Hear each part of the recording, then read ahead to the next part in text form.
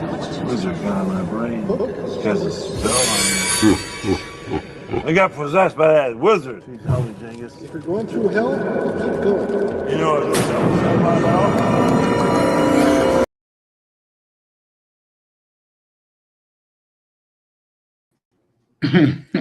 Greetings. 1 second. Excuse me.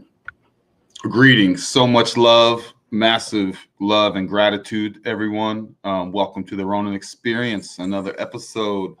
Let's go see how we do. Phones are okay. Shout out to Moonfeather. She left a comment earlier. Shout out to Esme. Let me see what their comments are, yo. Yo. Let's go. Happy Venus Day. Yo, ninjas. This is a ninja channel. That is for sure. Yo, so much love.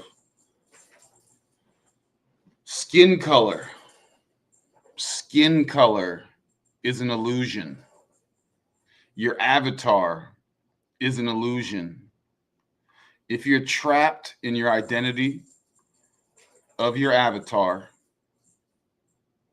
that is a self-delusional trap. You're in self-delusion, in my opinion. This goes back to why I share what I share when it comes to the past. This goes back to what I've touched on last week and many episodes before, that the data, whether it's the past, present, future, should not be celebrated or validated based on what you perceive yourself, your avatar, to look like. It's regardless of what past looks like and what you look like. Now, the funny thing is when you imagine these past peoples in one place or another, by one name or another, that is a very strong chance, and I've demonstrated this many times, that they may not look like what you think they look like, and they may not be like what you think they be like. You know what I'm saying? There's a reason why I crush paradigms when I go to share the past. It's relative to now, right? You see a lot of the 3D happenings and a lot of people's full-on investment into that. Okay, we have Chris Miner here. Chris, what's going on, man? What's up, brother? How you doing? Good. Can you hear me? I'm good. Yeah, I can hear you. Is it just me, or is it like a delay on your mouth movements and the sound? Say something. Let's see if we can fix that. Is there? It might be for me because I'm coming through Switzerland. Let me see. My footprint on the internet, Switzerland. Maybe I should remove that. I'm running 873 Mbps right now off Ethernet. All right, let me see, dude. If I remove my VPN, let's see what happens to this right now. I'm gonna disconnect. Let's see what happens.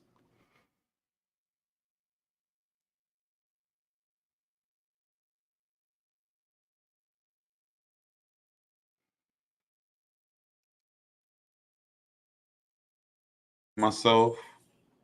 Can you hear me? Hmm? Oh, Yeah. see, you're like on time. So it was me. It was just the internet connection. Well, it was my VPN. Oh. I was about to dive into a rant. Go ahead, man. One that what was I saying?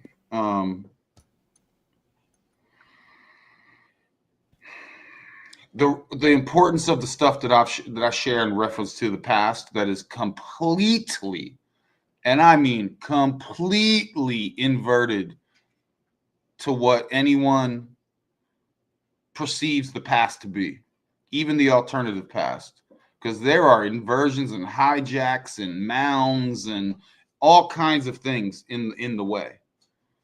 So again, and you see the importance of knowing the past unemotionally. You see how that is relative to today when you watch how others move and what they're invested in.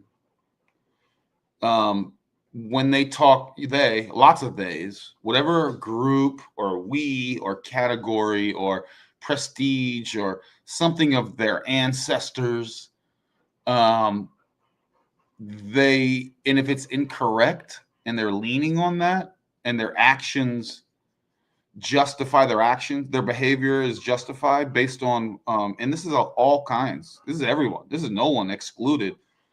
You see the mind virus and how it manifests in people's actions now. So that's why what I share is so important. That's also why when I share, it's not very popular. It doesn't feel, it's not about feels. It doesn't feel good. You know, if I told you like 300 years ago, the Minor Clan was an amazing group of people, right? You're going to be like, hey, that's you, that's me. And they look like you, at least on paper. You're like, hey, it actually, and what if you find out it's actually different and they look different and they were actually not cool? And you know what I mean? So that's what I mean. You know, and you go, wow, they were there was I think there was actually apparently there was like a really world-renowned racist who had the name Chris Minor or Christopher Minor, and it was spelled differently a little bit, but Minor's my middle name, and it's from the Minor was like German, where mine comes from, I think, a Dutch lineage. But it was just funny because I had no idea until I was watching it in a video one time. I was like, oh, geez. Yeah. It's so that self-delusion. So what I mean is, okay, so the stuff that I've shared is those that are anchored to some sort of authoritarian, or they'll try what a tactic. So I say there were no slaves brought here to the Americas from Africa.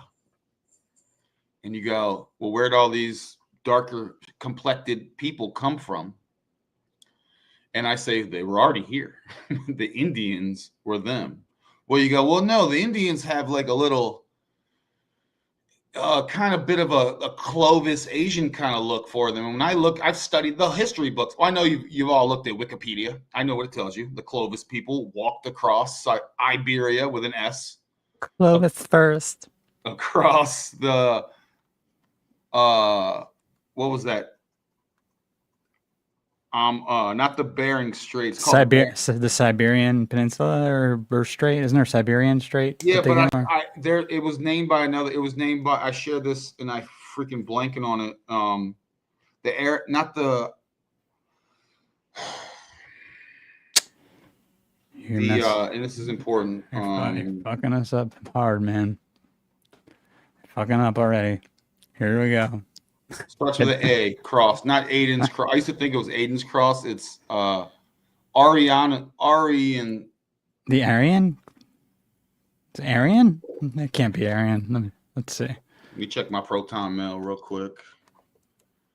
Again, these names are different, and this is what I try to share. Fudge, man. Ain't no way I'm gonna find this then on a regular search, I'm assuming. No, you're not. You will when you know the name. Give me 1 second. And again, I got a little thrown off. Chris, you got to show up on time, bro, because I start getting into the flow, and then I get out of the flow. I know, man. My fault. It jams me up with my Anian, Anian. So look up the Strait of Anian, Chris, while you're here. That is the actual name of what the Bering Strait of Iberia with an S Eber, the son of King David, which is the son of Prester John. So when you think of American Indians, you go, well, no, they have a little bit of a Asian thing, and I've studied this, and then it's the Asians came across that, and they walked across it when it was a land bridge. It's like, come on, bro, we've had canoes for a gazillion years. You trying to tell me they had to walk anyway? And then they classified in the late 1800s, early 1900s. I'll just call them Chinese. Chinese people who just arrived, they classified them as Indians. Mm-hmm. So when you look at these various hijacks and you think you're studious and you think you know things, and you've looked in the alternative, those are all inversions. That information is all phony. And you go, well, okay, again, what does that have to do with anything? Again, you see how people operate now. They yell this victim thing, or you're from here and all that, when, you know, the slaves that were brought to America were actually more of the fairer skin people. Okay. And then this is what happened during the total war in the 1800s to destroy that in the Southeast and destroy the natives, the Indians that were here, and destroy everything and rewrite the past. So and then it's a quadruple hijack, because if you claim, hey, I'm from Africa and not from America, well, you're giving up. The mind is so fudged up and mixed up and around. You're claiming ancestry that doesn't exist. So that's why it's important. And that's just the super surface level. It goes super. I've shared a lot of things, and a lot of people have pushbacks. It's like, I just, maps, etc. So anyway, that's not really where I'm trying to go with it. But one thing about this channel, I'll just talk about this channel real fast, is and I say this, very few channels have been preparing you for 2025 at like this channel. For several years, we've been talking about 2025 and beyond, and that this was a pivotal year. And no other channel has been focused on the exponential changes that started in like late 2019 to now. Now it's going to exponentially be even more so. And by the way, there are no sacred cows here. Everything, everyone, every idea is not beyond being questioned or looked at. But with this channel, the Ronin Experience YouTube, the market determines the value, right? So the YouTube market value has determined folks aren't really that interested in the Ronin Experience. I've grasped that. Yeah. Cool. They've actually told us they want us dead. Who said that? No one did. I was just lying. I would consider that. No, we're not even large enough to get death threats yet. Yeah, no, I was kidding. We are. But I'm sure they wouldn't mind. They wouldn't care if we were, Google's and YouTube isn't. They're not really the coolest cats. So. Yeah. So. I'm sure it would come one eventually. Yep. Okay. So if you notice, everything is more than before. Meaning, You know, like if you're listening to, or you are some old of these other folks that you're in the old ways of thinking, that's a very good indicator that who's tapped in and who's not. My point is, as I mentioned, like time has been speeding up. Okay, it's not my mere perception. It's not my perception of time. You know, if you're observant, you can tell time is not what it was, and it's exponentially speeding up. So when I say things are even more as before, in the 3D, for example, just in the like, just use numbers because numbers are easy to qualify the financial stuff, right? So, or like this, I saw a headline the other day, or maybe I don't know when, but it was like, this is the longest government shutdown that there's been, right? So just to use that as an example, and all the financials. Go ahead, Chris. You look like you want to say something. No, keep going, keep going. I was actually just I'm looking at some stuff based on what you're saying. If I find something, I'll let you know. Yeah, like you look everywhere and anywhere. And again, I'm just using the number stuff as an example. Everything is more than before, right? Exponentially more. And now a lot of that's manipulated, of course. And if you notice, like a lot of things don't hit the same that they used to.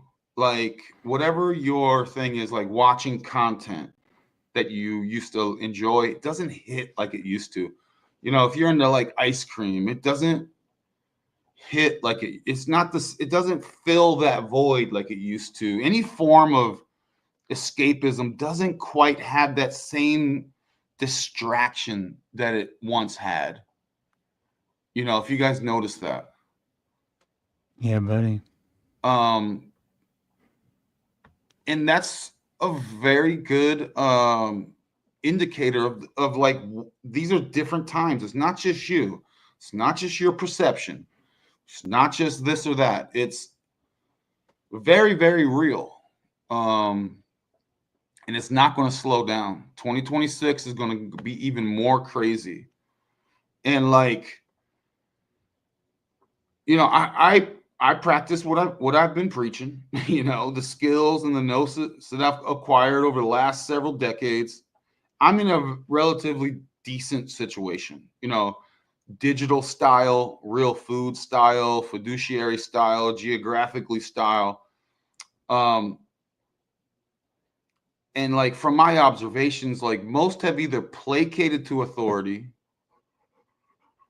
looked for spiritual narcissism, cling to grifters for salvation, mental acrobatic cope, and or any other plethora of compartmentalized categories of seeking some external thing greater than themselves to glom onto.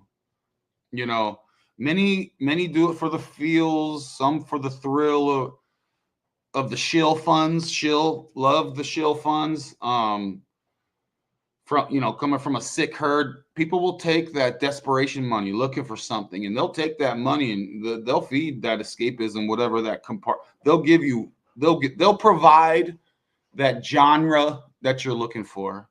And if you notice, it's all like external, you know, but that's stuff that has like no real practical use to improve your situation. And I mean, always TRE has been all about using the code for utility. Guys, will you stop messing with the cats? Sorry, I got more animal politics going on. So never once have I ever presumed to have all the answers in all the ways looking in the mirror. I do everything to look in the mirror to validate authenticity. The feel-good, esoteric, occult stuff is its own escapism, kind of like sports. You know, or church. Some people are going to be going back to church if they haven't already. The people are going to be seeking. And again, it's all external. It's all something beyond me. You know, something above or over there or anything is going to be. It's all every idea, if you're being intellectually honest, emotionally, spiritual honest, it's all external in most cases. And the Ronin experience has never been about seeking external stuff. It's always been about looking internal and looking in the mirror and looking at yourself in the eyeballs, trying to figure out who you are, trying to figure out what you're all about, yo.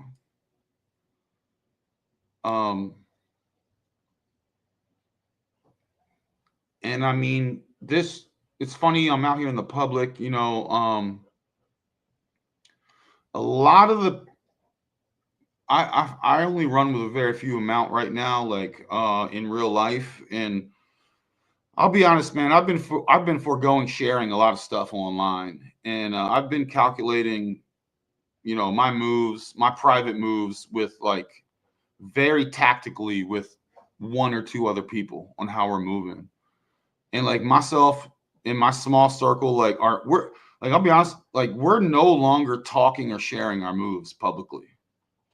You know, that was actually, this has been pretty, it's been folly to begin with. Like, to think of, my goal was to shine a light, to unite, you know, raise the lighthouse, you know, to unite the various tribes so that we can all rise together and come together and prosper. You know, I really find that's been folly, you know, despite my intentions. Like, privacy is key, and shutting up is the way for me going forward. I'm going to be real. Like, I'm going to be talking a lot less and sharing way less. Silence is golden, brother. Silence is golden, man. And I've been way too open out here online. That's why I've been deleting vids. I've been way too open out here, man. Yeah, I was probably intentionally quiet for a long time. And then it got to the point where I was like, all right, I think I've been quiet enough. Were you being quiet still even when you started, or you felt like you had been quiet? Yeah. I haven't had any social media, and I was hearing other people, and I was like, I need to step in and share my voice. And I came in on the YouTube thing. Yeah, I was totally reclusive, like, for decades. You know what I mean? Like, forever, actually. Yeah. I mean, there's a way to do it. I feel like but like you said, it's all going to depend on what you need to do for you, and if it's not working right now, where you can share everything like you had been, then don't, because people aren't grateful. Yeah, and I've heard there's no mass awakening coming. Yeah, I don't think so. There's not a mass awakening. There's a small awakening, like a powerful awakening, but really small few. And all their shenanigans have actually worked to kind of damper that with the masses. Like, in my imagination world, and I believe this is real, if not so parasited, everyone in the realm would be like, this is the golden age. Everyone's like, dude, we're upgrade, you know, we're becoming something. Like, I believe that. And that's the reason why, and they believe that too. Them people believe that too, which is why they implemented the mechanisms that they did. And a few of us got through the cracks somehow, and we're like, oh shoot, I was trying to come on, guys. And you're like, oh well, okay, no one else is coming. It's just a small few. But that's what I think, you know. So, you know, you should definitely support the underground, and they'll support you, you know, and that goes omnidirectional. You know, if you don't support the underground, it will not support you. You cannot be calling. Don't call me for tech support at the 11th hour. You know, don't call me on what, like. Well, and Ronin, you got your links in the description of the video, right? Yeah. What do you mean links? I just have this one. Like a donate, like if they want to donate to the underground. I took it off. I can't even get 20 likes on the vid. So what am I going to get? on donations. You never know. I mean, I had donations up, bro. No one donated, bro. And I've had a few links up forever. I've never, I've never heard anything. Who cares? My message before, Chris, was no one donate more than a single dollar, like just $1, and no one donated $1. Not a single dollar, bro. You know I'm a latte fiend, right? Yeah. I go and get my lattes at my local mom and pop coffee shop here. I get every time I get a drink, I give them $1. For me, it's $1 a drink. I have to say, shame on the chat. Shame. Why? Should have donated to this man. I would have donated back in the day. $1. And by the way, StreamYard costs like $400. Oh, StreamYard's so freaking expensive. I don't even know how the hell y'all been doing this for this long. I've just been eating it. Yeah. I've just been eating it, because it isn't just for everyone else. It's also, I do enjoy yapping. Yeah. Well, that's the thing. Like, that's where we pretty much now you just got to do it for your own enjoyment. That's the only reason to, because there's no point otherwise. Yeah, man. So, I mean, the Ronin experience, in my opinion, man, it's not the channel you want, but it's the one that you need, yo. And many of your gurus out there will placate to the herd to gain favor with their alternative, credentialed, authoritarian ideas if that's some sort of validation of their external idea systems. And it's very odd. Like my ideas, I don't need to placate to the herd to bring validation. I don't need to say something and go, am I right, Chris? Am I right, Moonfeather? Am I right, Kelly? Huh? You guys agree with me, right? And then I go, see, dude, I got 4 or 5 people agreeing with me. That means my idea has sustenance. You know what I'm saying? I've noticed that a lot of people do that when they're talking on their shows. They'll go they'll be in mid conversation, and after everything they say, they'll go right. So it'll be like a subconscious cue, to get the other person just to. It's like I don't even think they're doing it maliciously or on purpose. It's just they're so used to, and to me that's such a weird. Because I would never say after what I say. I've never done. I don't think I do that. I've seen it in so many circles. That's why. Even people I like who I know, and some people I do shows with. Sometimes I feel like do it. There's a lot of like they don't even know they're doing it. But it's I more so see it not when I'm doing a show though. It's when I'm watching a show, and they'll just be like, so this happened, right? And then so it must be that, right?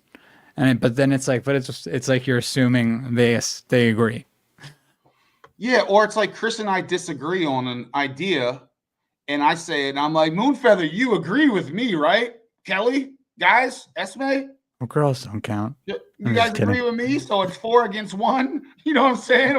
But that doesn't mean anything. It doesn't make the one side or the other more valid than the other. But I'm, again, to talk about this channel, again, this has always been about self-empowerment. So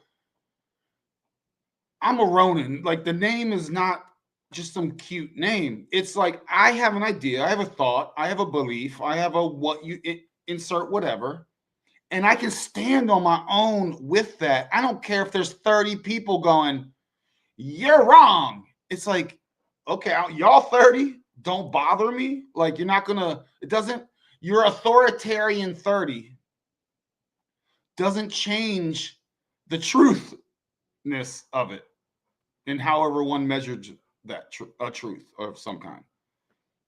Like, it doesn't go, oh, well, I must be wrong because it's just me against 30. No, so I never placated against a crowd. I probably did when I was in elementary school. You know what I'm saying? I probably did it when I was a kid on the playground at some point. You know what I'm saying? But yeah. That's me growing and learning and coming into my own. At some point, you come into your own. So yeah, you get it. Anyway, I think, you guys get it. But it happens often. It's kind of like a channel that has someone will share. I'll be honest, Chris, and I've said this before, excuse me. You'll share, if someone shares a YouTube with me, they'll be like, dude, you were talking about this, check me out.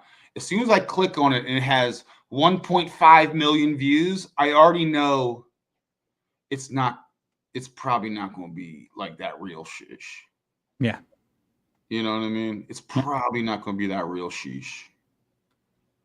Yeah. And I already know that's how I measure it, because it's not going to be the truth is not palpable. It's not, how you say, like, it's not easily, the masses don't enjoy that real stuff.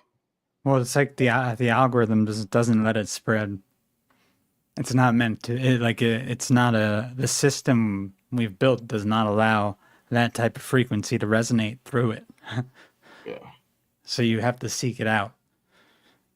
So you might find some videos that have like maybe 100,000, couple 100,000 views by people who are like the rare person who has a lot of followers and will put up something really good. But shoot, I can't think of the last person with 1 million views that I trusted at all. No way. I mean, unless I'm looking at like how to make lasagna or something, I'm cool with it if it has, you know what I mean? But the danger info is not going to have that for sure.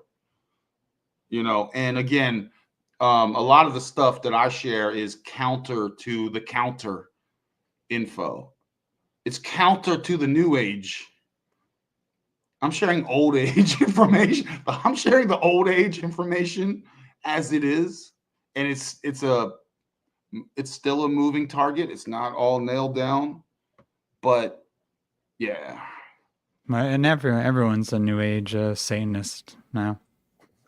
Yeah, again, that's what I was talking about, and it's a slippery slope, dude. Like, it's a trap. It's a trap. Because you have the mainstream stuff, then you have the alternative stuff, and then you have the mainstream alternative stuff. Then you have I'm in the occult, esoteric, the hidden knowledge. I'm in a mystery school. Oh, this comes from and it's like, if you look at the source, you look into like the 1920s or the late 1800s and follow their tutelage, you'll find that it is a hijackery. Now, you go, well, that's cool for y'all so-called white people, but the so-called black people got the cool. Oh, really? Look at them. Those people, they actually get their same, the teachers are in the 40s and 30s, and they're also students of the hijackery. Like, they've sold their thing to distract them. So there's something for everyone. Yeah, this should never be a race thing, because every race is in it. Like, they're all involved on both sides of the equations here. Oh yeah, all around. That's what I was talking about. That identity style. They'll have something for you, and it sucks because you're outsourcing your you're even your spiritual stuff. You're outsourcing. You know. Well, this is awesome. And then, people go, oh, this is backed by science. It's like, well, I definitely don't trust science, because, again, the science, the quote-unquote science, the quote-unquote occult, the quote-unquote financial stuff, the quote-unquote history, the quote-unquote insert any of that first-tier foundational pyramidal oppressive power structure. It all comes from the same source. So again, man. Yeah, Maybe it's like a first principles thing, and if you trace the idea back to its root, we're getting information from a tap that has been poisoned. Bro, even that Atlas stuff, man. I was like, oh, NASA's hip to it. Science.com. I'm like, oh, I'm good. I already know that. That's why I've been saying for forever. For weeks, I was saying on even on Gabe's. Publicity.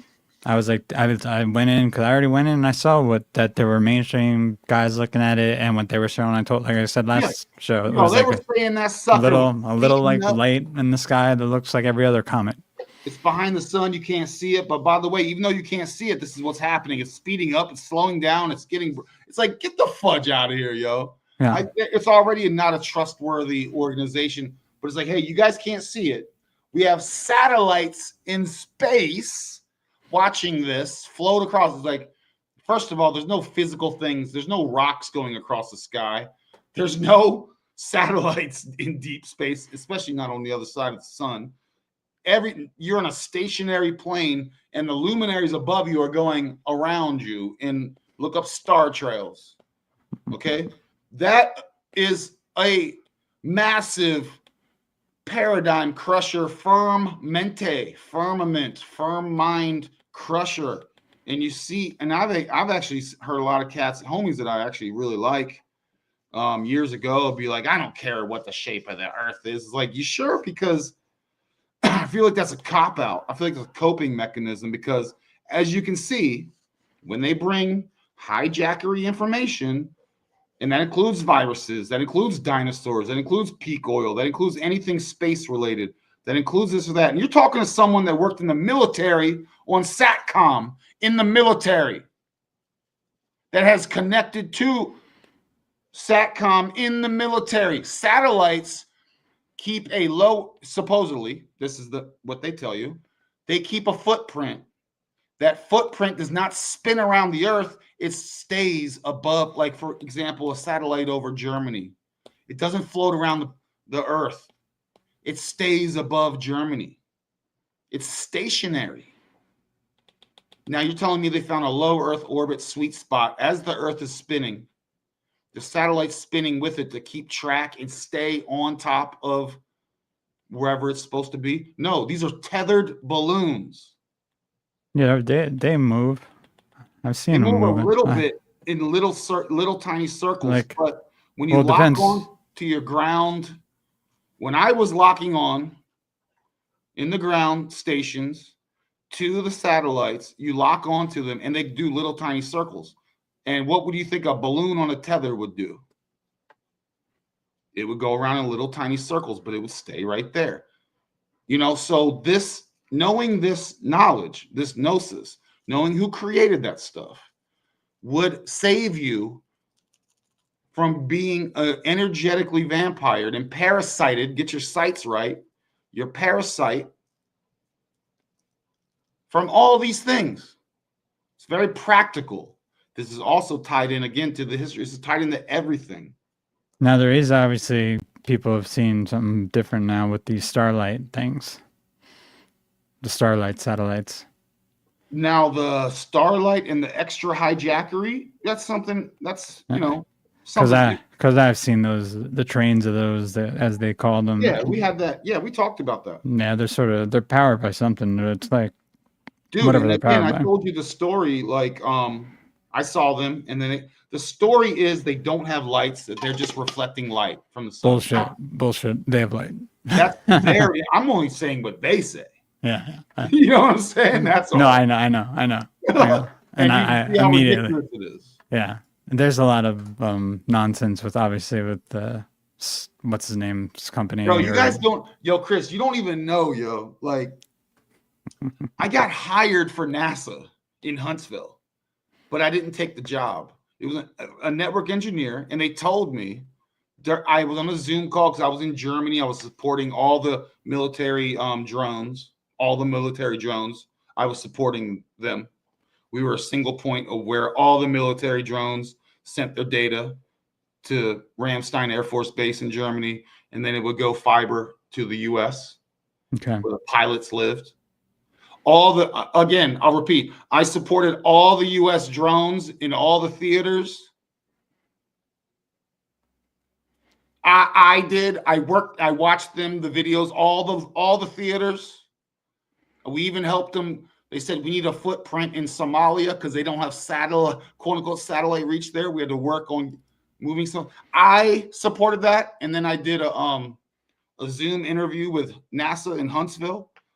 3 engineers hit me with all these questions, and I crushed everything. So they're like, "You're hired," and I was like, "No, thank you. I took a job in Georgia instead." And so during that interview, if you guys know any hackers out there, know you can glean so much info from interviews and LinkedIn and job descriptions. Job descriptions, you can find out what type of hardware they want, right? So if you're in NASA, you find out they have Palo Alto firewalls. They go, we need Palo Alto experience. You go, okay, y'all got Palo Alto firewalls, and that's your target. Anyway, don't worry about it. But they told me during the interview, by the way, you would sometimes have to travel to Kazakhstan because our NASA and RASA, Russian, that's what Russian is called. We launch all our rockets out of Kazakhstan. So you'd have to travel to Kazakhstan sometimes. And I was like, that sounds awesome.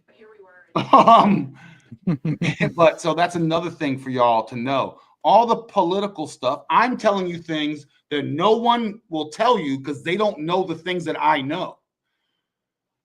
Despite I interviewed with NASA, they told me, and no matter what, you'll have to go to Kazakhstan because no matter what the politics in the news stories are, US and Russia work together on their fake ass space stuff. No matter what, nuclear war with these superpowers. No, they have. That's all play. I'm telling you things from firsthand source experience. Okay. Now extrapolate that out. And there's no. Anyway, you either get it or you don't. So the point is, I'm not trying to talk about the stationary plane. I'm just using this again as an example of if you know these things, there's practical utility in knowing these things so you don't fall for other things. You don't inject yourself with poisons. You do think, you don't hurt your family. You don't become broke and destitute coming up. All these things. You don't get your energy harvested by paying attention. You don't give attention to grifters and shills. You remove your attention from all these things and you say F outsourcing everything, externalizing everything. You learn everything from internal and no one can fudge with you. And all that feely good stuff, you got to be wary of that stuff too, because that's also, that's giving you something, It's a weaponized empathy.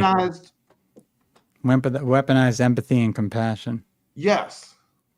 So you got to be careful of that. Now, the thing is, these things, empathy by itself isn't bad. Being compassionate isn't bad.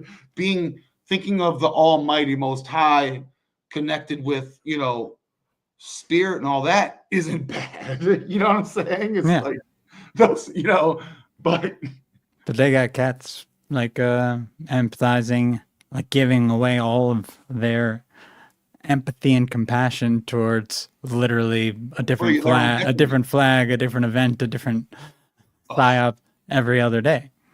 For their own detriment. Yeah, man. To their own detriment. Especially with stuff like the 2030 stuff, which is basically already in place at this point. Yeah, man. I mean, I've told this story many, many times.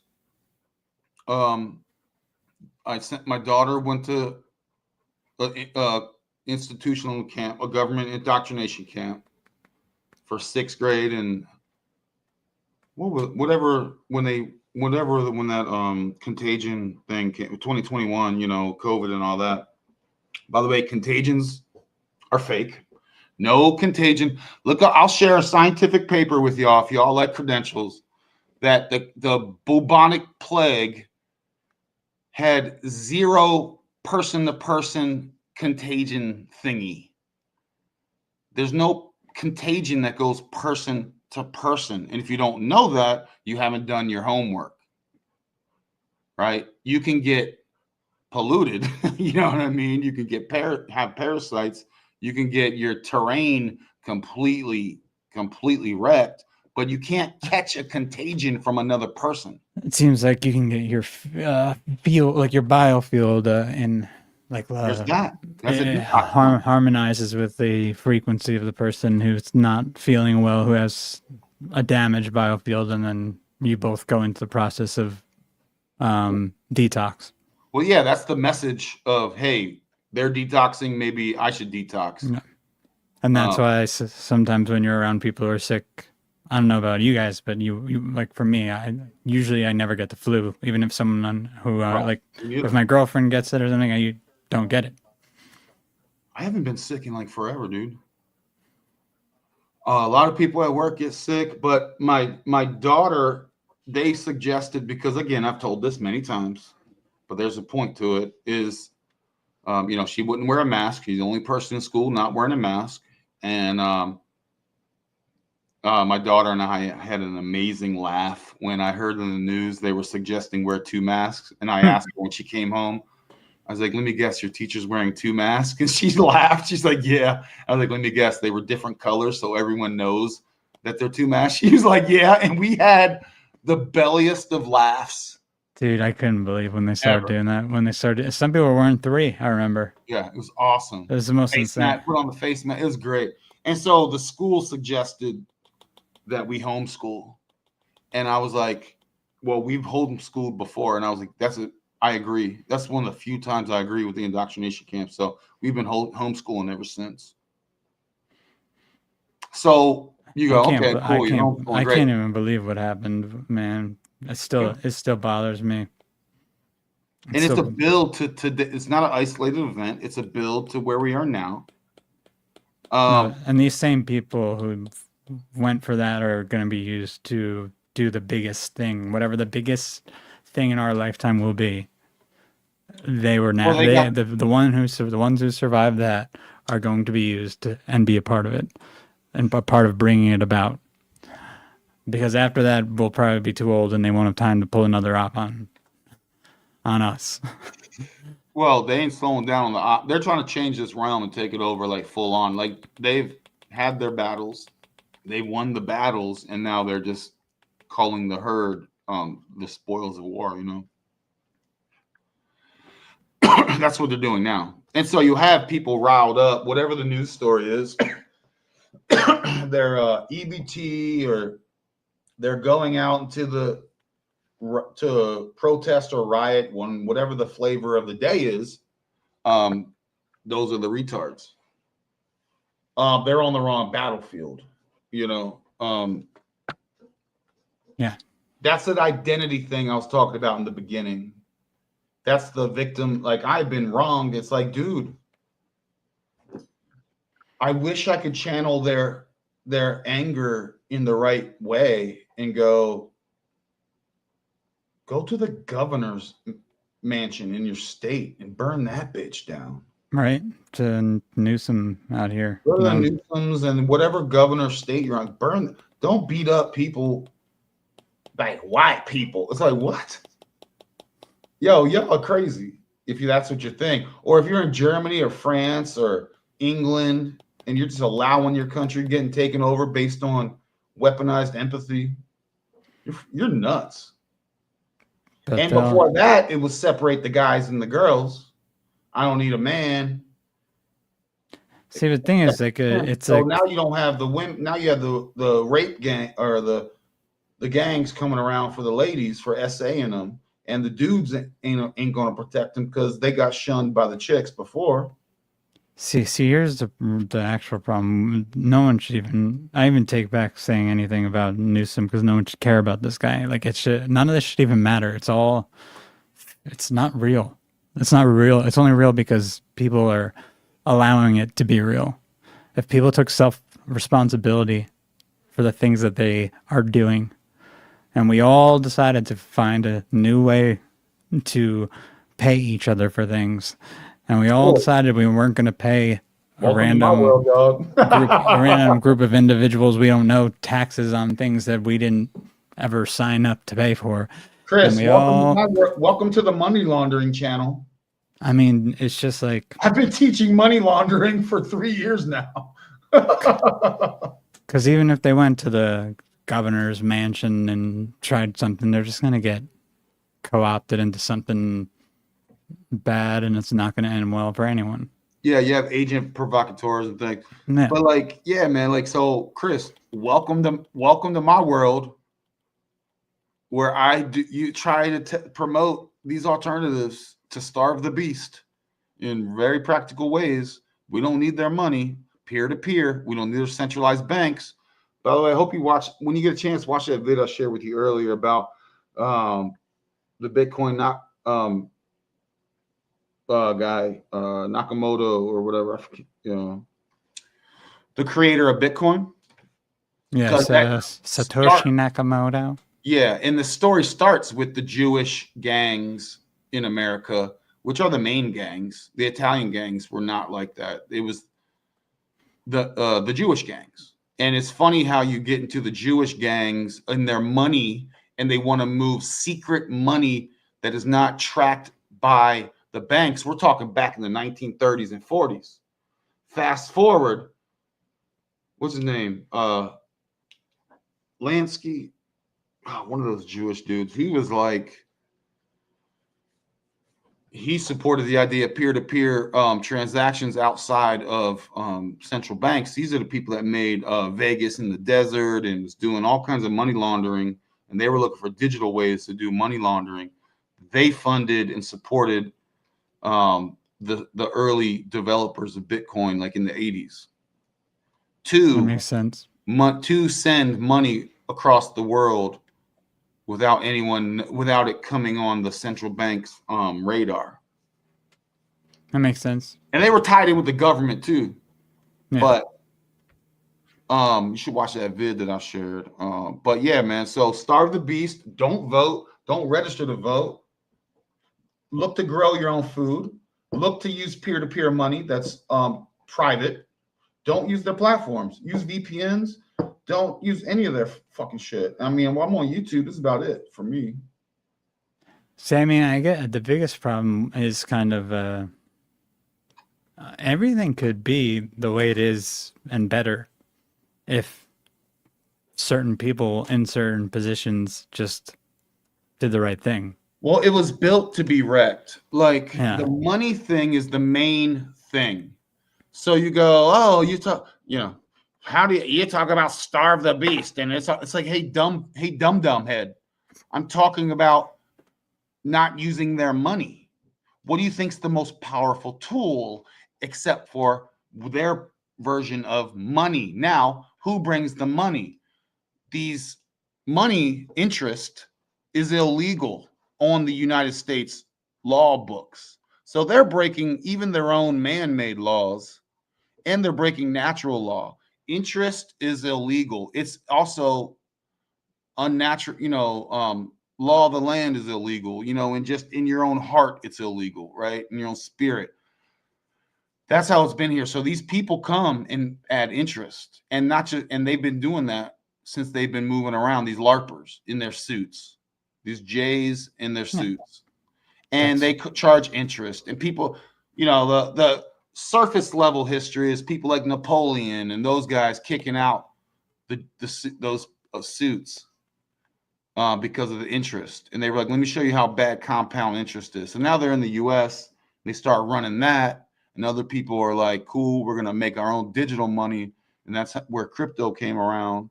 Cryptography. Yeah, the people that made cryptocurrency were PGP experts, crypto encryption experts. You hear that? No. What?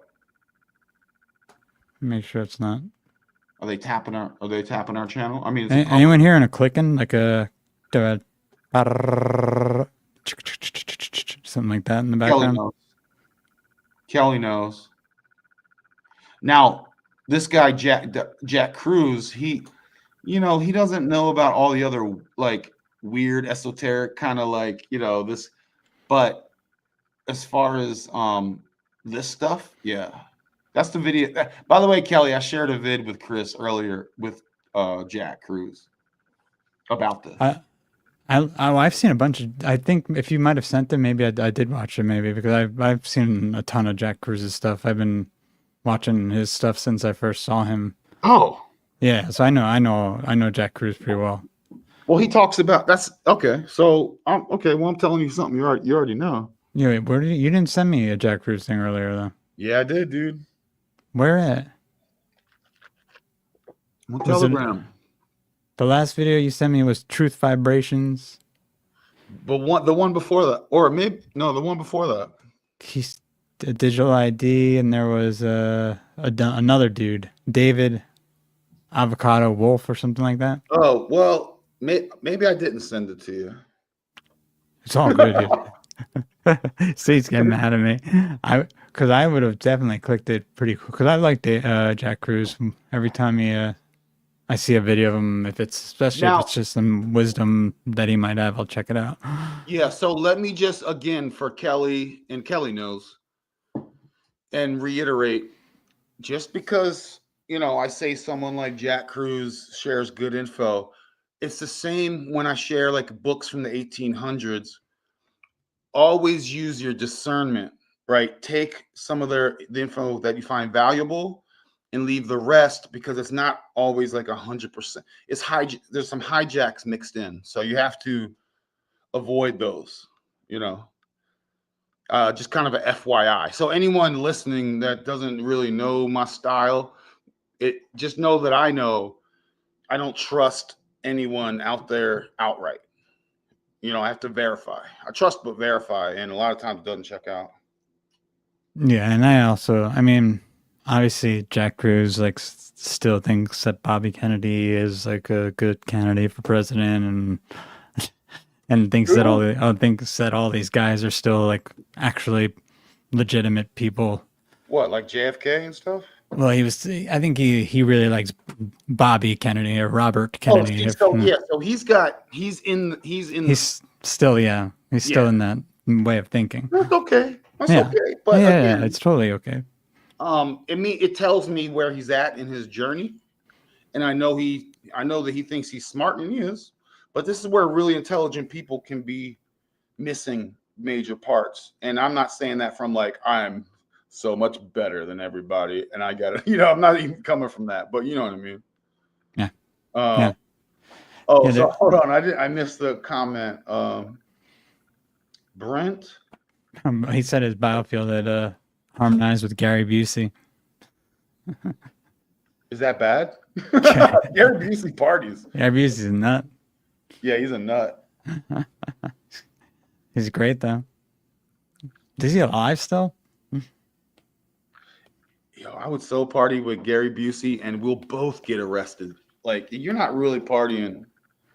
You're not really. Okay, Brent. So here's how I know if you're real or not, brah. If your biofield is truly harmonized with Gary Busey, let me see your mugshot from when you got arrested. Being extra. That's how you know you're truly harmonized with that guy's biofield. He's funny. He's a funny guy, man. Kelly has no guru. Good. Kelly's my guru. I think Kelly knows a lot. I just gave Kelly a wrench on my YouTube channel. Oh. To help with the moderation. Not that I think I need it right now. There's probably no one on it. But if there are, Kelly, you keep an eye on them. I know. I think she's watching on both of our channels, which is hardcore, and I appreciate that. Yeah, that's the problem sometimes, right? Is it good or bad, Chris, to share on both channels? Because it's like some people might watch yours and some people might watch mine.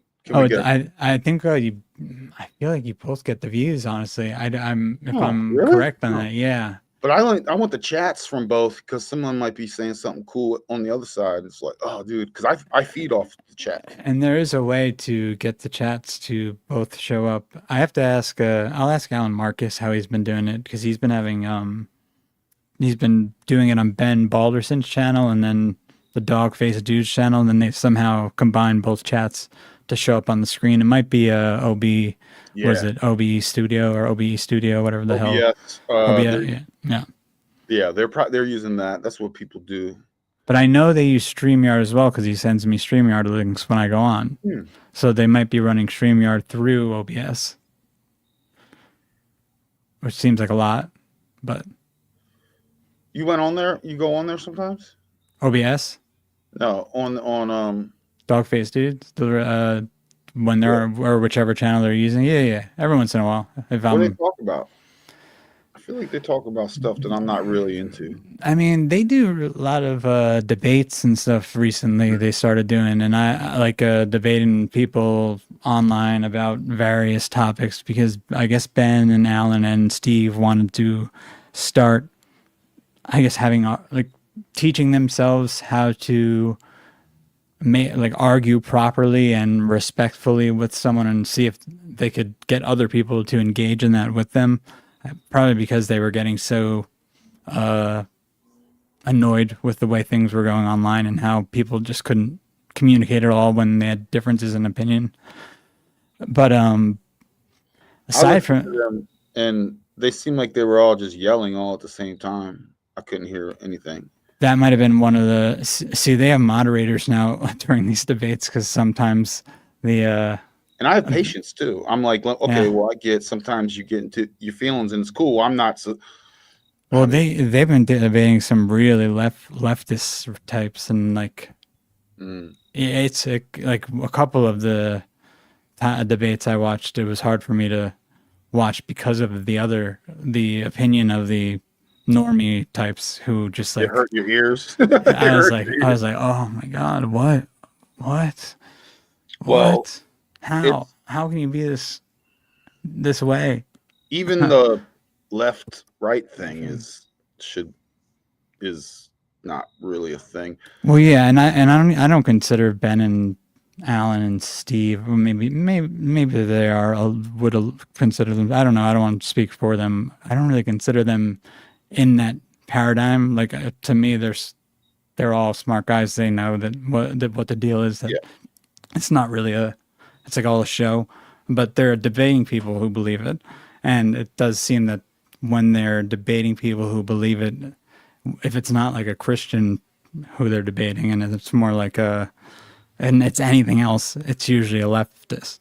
Just that's they consider themselves a democratic socialist type. Oof. And it's hard to, and they put themselves through they put their points out there, and in my opinion, the ones I've watched, they've destroyed the other people. So, then they have open panels on like Tuesdays where they'll just have random people on, and if they know you, they'll tell you to come on. And that's why I've went on a few times when they just saw me in the chat and invited me on. Because I went on there once, like a couple years ago during one of those times, and I hopped on. Yeah. And yeah, it was fun. Ben, I mean, they just basically those days it's just like talking about current events and just talking shit and just having fun, like making jokes. Yeah, I mean, obviously, if you're like whatever, okay, let's say someone's like, I'm a quote unquote leftist socialist person. Obviously, I can't even engage in a discussion without going, okay, let's boil down where the source of these ideas of your one is coming from. Right? Like I can't even sit and discuss the penthouse when we haven't discussed the found. We got to build, know. Yeah. And most of those ideas will come crumbling down once you find out what it's built on, Yeah, I remember when one of the discussions was about tales of chemicals. Let's say that. And these guys they were talking to admitted that there was cloud seeding and weather manipulation, but wouldn't admit to the other thing. And like very logically, Ben and Steve and Alan were just like, that's the same. It's basically the same thing. You're still putting chemicals in the air to cause this.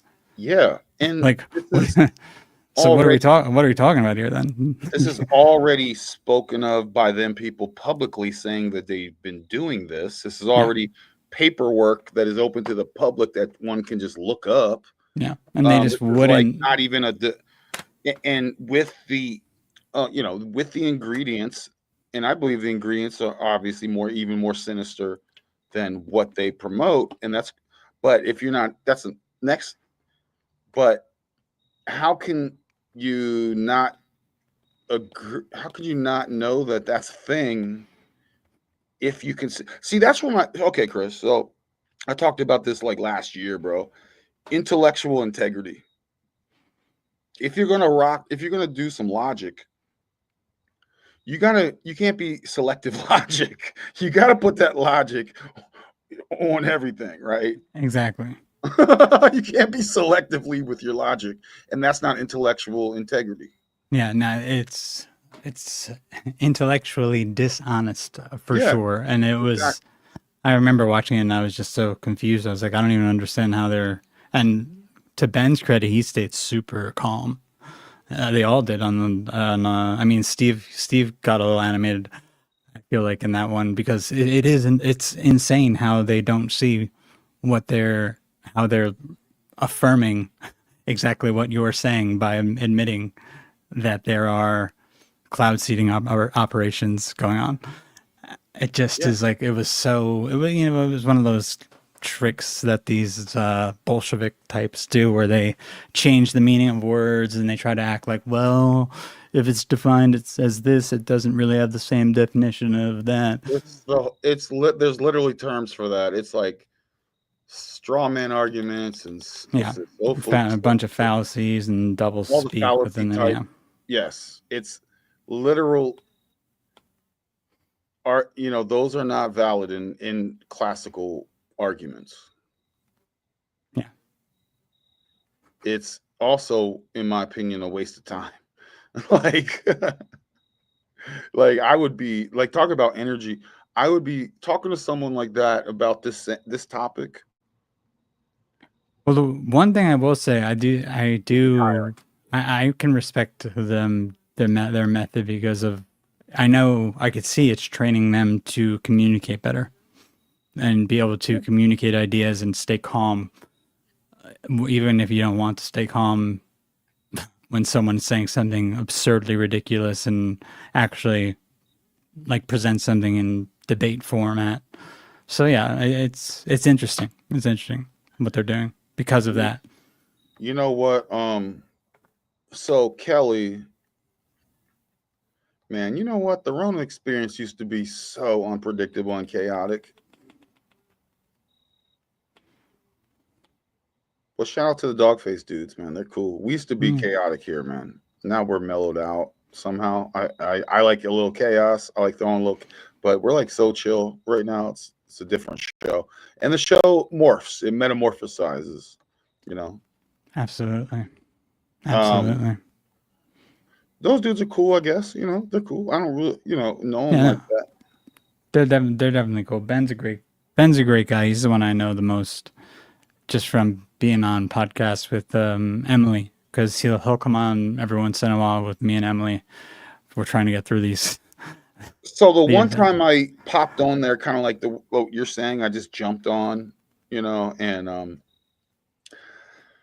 I didn't realize something, and I mentioned something, and it sent Ben Balderson. Mm-hmm. Yeah. By the way, respect to him, and I'm not trying to act like I'm aware. I think I might even be subbed to his channel if I'm being real. I said something. I think I mentioned because they were talking. I think I mentioned Owen Benjamin. And I don't know why it was related to whatever was going on. I said something, and I guess Ben has a real problem with him, and I didn't know that. And he went off on a very thing, and I was like, "Yo, my bad, guys. I didn't mean to bring up." You know what I'm saying? I wasn't trying to pick at scabs. You know what I mean? Yeah. I didn't know there was feelings there of some kind. Yeah, I have no idea. I was cool with it. I have no idea. I have no idea even. I barely know enough about Owen Benjamin to even know what the hell. It was related to, like, I remember it was related to, like, Owen Benjamin get into the homesteading thing, and Ben and I guess some of his people kind of consulting a bit on how to go about it, and it being there was controversy in the mix there of some kind. Oh, interesting. Because I know Ben does like all of his stuff. Like he has I'm assuming multiple acres of land in Northern California, and he does everything. Like they do everything almost by hand up there. Yeah, so I think I think there was something related to that. I didn't know, but there was definitely feelings involved. Betrayal. Yeah, lots of drama. Yeah. I don't mind drama sometimes. You got to shake it up. Got throw a little chaos in here every once in a while. Yeah, and I'm sure if you didn't, if obviously you didn't know Ben's cool, man. He would never hold like something stupid like that. No, it wasn't No. against me. It had Because nothing to do with me. that's what I mean. He wouldn't care if you brought him up or anything either. Oh no, I set him off, and I was like, "My bad, yo." I was trying to keep the vibes high. I was trying to be Mr. High Vibe guy, and I was like, "Oh my bad." Oh man. Oh my god, yeah. Not cool, yo. So do you want to get into anything? I Yeah, can share man. a video. Yeah, share a video, and I'll I've got 2 videos, but they're long. They might be too long. I got one on the Looking Glass. A guy talking about Project Looking Glass and time and all that. Is it on TikTok or another platform, or is it on YouTube? It's a YouTube thing. Maybe we do like a. Have you been getting hit with any copyrights when you play longer videos like that? No, but I did get hit with a copyright on your band. Oh, but that won't be a strike. That should just be a that's not going to affect your status on YouTube. They just do that because I had a feeling. Remember, I was like, they might send you like a message just because the distributor wants to collect an advertisement revenue off someone using the song. So if you use the song, they might put an ad, and I'm going to see now if I could whitelist your channel so you don't get that anymore. Because if you don't want ads on your channel, I don't want you to have an ad on your channel because of that song. But that money is just coming back to me anyways. But, well, part of it is obviously after 20-30% is taken out by these assholes. Do you get checks in the mail? Yeah, every once in a while, but I mean, like, checks. They don't send me. It's like I have to go on and see how much is in there. Like a good quarter or a good 2-3 months, maybe I'll have a little over $100 in there. It's an account. Yeah, like if there's a bad or no one's been listening to it for a couple months, it could be literally like $5 each month, which sucks. Like because that doesn't even pay to keep the songs up. Sure.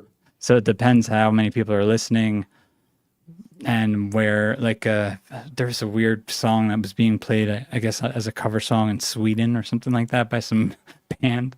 And that was making me a lot of, like, it was making me like $50 every time they did that. Oh, I'd love to be huge in Sweden, dude. Just be like, I'm huge in Sweden. It was just bizarre because I was like, oh, $250 this month. I was like, what the hell is going on? It's because this random band in Sweden played it as a cover song at their shows twice. And it just, that was more money than I would even make from any of these streams I would get on YouTube or Spotify or wherever. Dude, I was just wondering, because I used to get checks on some weird stock I would have that I forgot about, but it'd be like for 17 cents or something. Yeah, it's the amount they pay you for a stream is so small. It's insane. I heard like back in the day when I was listening to, the comedians and their podcasts and stuff, they talk about like, they'd get residual checks, but it'd be like $2, $1. Yeah. It'd be like 75 cents. You know what I mean? Like, yeah. I mean, but for life, it's weird. It's like it'd be like for life because they were an extra in a movie or something. You know what I mean? Now residuals from film and TV, especially commercials, used to be huge. Like I remember I took a commercial acting class, and my teacher, he was like the biggest thing he was known for was playing a pilot in an American Airlines commercial. And that commercial had paid him, I think the initial payment was something like $100,000. And then he had made something like $600,000 throughout his life just from one commercial playing a pilot. Yo, that's the dream, to be an actor and get a commercial, like a Taco Bell commercial or something. But they don't do that anymore. They stopped doing that during lockdowns. Oh. So no more, like, if you get a residual, it's really... it's nothing. It's like if we reuse the digital ad, we'll maybe give you another $1,000 or another $500, and that's it. By So the way, guys, supporting the underground, it doesn't really need money. If you just share this channel out with people, this again is a word of mouth channel. You know, this is a family channel. Now I wish Kelly could look at. If Kelly wants to, I can share her some wild TRE vids from like a year or two ago. And I used to make a lot of fun intro. I used to do a lot of stuff on the show, like make a lot of stuff. And I'm working on a new intro for us. dude, I used to make intros like sometimes like we had symbolic studies on here one time. I made a cool intro vid with him, and I had he had his shirt off, and he was like shredded, goatee, you know, bald head, goatee, but shredded. I do stuff like that. That was like a while ago, yo. But again, it was fun. It's fun. Symbolic Studies, did he just come out with a new video recently for the first time in a while? Probably. Or has he been I like him. He's another one I like. He came on here, yo. Symbolic Studies came on the Ronin Experience, guys. Like, for those that think you're too cool for school, I mean, we've had some really amazing people come on the Ronin Experience just for the love of the game. Like, don't shut the door behind you, you know, and the people behind you, you know, come if you consider yourself big time, come back and holler. Dude, you guys, you want to hear some gossip, Chris? Oh yeah. It's gossip that lives only in my own head. But like, man, should I even say this? Because it depends. Who's it about? My family thinks I'm crazy. Oh, I've heard of that podcast. Yeah. No, I don't. Is he cool? If he's cool, then no. Obviously, don't say. He's all right. He's all right. But it's hard for me because he had me on. He had this historic esoteric America show, and I did the Georgia. A couple other homies was like, "Yo, I think this guy would be cool," and I came on, and it was fun. I had a presentation, bro. I made PDF presentations. Like I made a whole presentation, and we rocked for like 2 hours. Had like 1,200 views, and I was like, 12. That's for me. That's a lot, yo. You know what I mean? And I had a whole 2 hours of breaking down the pyramids here, the moon-eyed people, everything you could think of, and still left out a lot. So I was honored to be on that. Like I was great. I was incredibly grateful. Then a while later, I let a lot of time pass, and I hit him up. I was like, "Yo, you want to come on the Ronin Experience, dude? Like, it would be an incredible honor for you to have you on. We're chill and all that." And he wanted like money or something. He wanted me to pay him, and I'm like, "Bro, we're doing this for the love, yo." Like, damn, yeah. I mean, we don't look at me now. It's like 800 something maybe subscribers. Like, bro, this is for the love of the game, B. Like, I can't like pay you. Yeah, I mean, obviously some channels do that because they have the money to do it, which good for them. But obviously, I wouldn't expect someone like. What's funny is I will pay. What's funny is I will pay people to come on this show. I'll just come out of my own pocket and just do it, just cause. But if it's a lot, it's hard. But I would actually not now. I would have just kicked out money. But I've had really great people on this that have visited, guests that have come on here that were very, very big time guests. Well, it's different too if you're making money off the channel through subscriptions or through donations. Then yeah, you could use the money to put back into the channel. Like that would make more sense. But if you're, That's an investment, yeah. yeah, like if, Yeah, but spending money I just been spending money on this just to do it. Bro, those vids I make, some of those AI things, they cost money. I paid money for Yeah, people don't get it. That's why, like, them. that's why, I have to say, with Nathaniel coming on, I think he's very cool to have done that because, dude, I have like, you guys are the ones who come on my channel from you, Gabe, like, and I just started doing this aside from the ones I do with Emily, and Nate's been getting asked to go on like, the confessionals, Tripoli, and like, I know the confessionals, I'm pretty sure they pay. I know, our other boy at the higher side chats, he pays.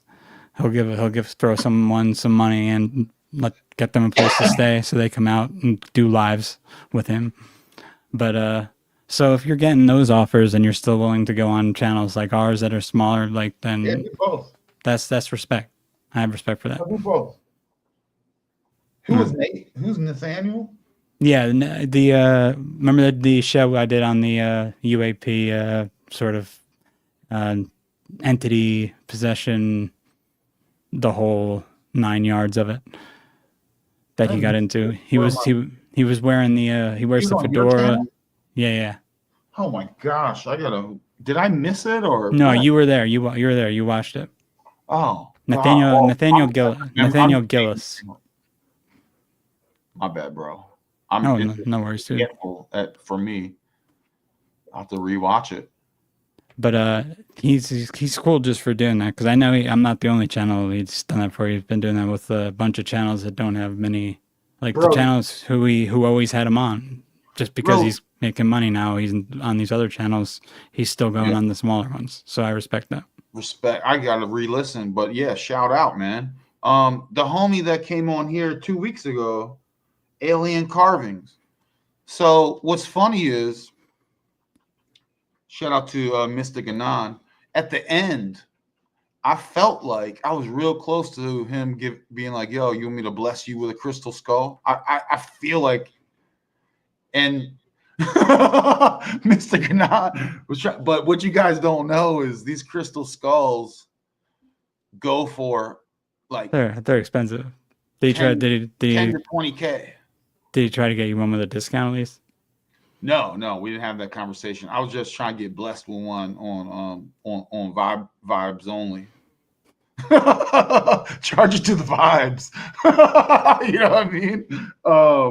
But no, he came on here. So if you think about that, this dude is excavating Mexico, and he's sharing his digs on his channel like every single day. His actual digs, them breaking ground and pulling the stuff out of the ground, to cleaning it up and then getting it scientifically tested, like all the tests you can think of.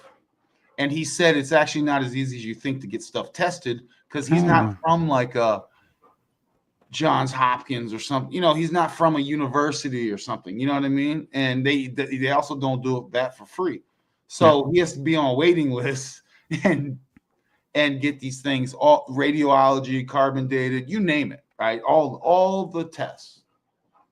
And I'd assume at least he's making money through his channel and through his Patreon, if he has one, which is sure. Yeah. But the reason his original seed money was from the last cycle in crypto. Nice.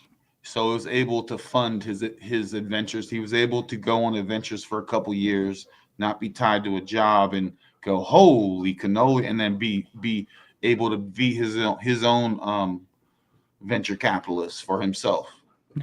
Yeah. And now he's doing awesome stuff. And that's where he got those funds. Now everything else,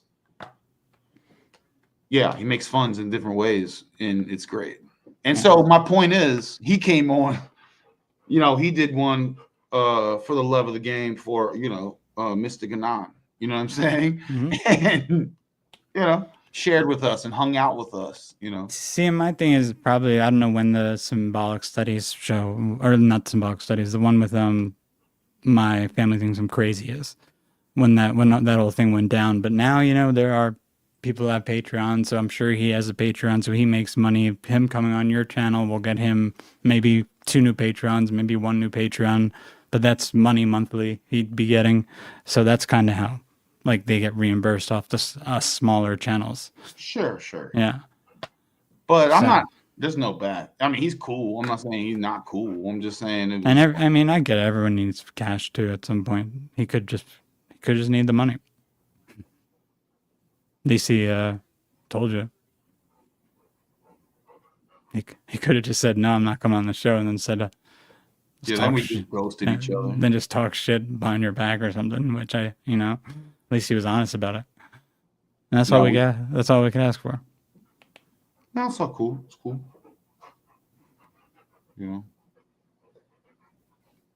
I'd be like, dude, if I was in like an NFL quarterback, you don't think I'd show up to a middle school football practice one day just for grins? For the They'd be love like, holy of shit, the that's game. Troy Aikman or something. You know what I mean? They're like, and he just hangs out with them for an afternoon.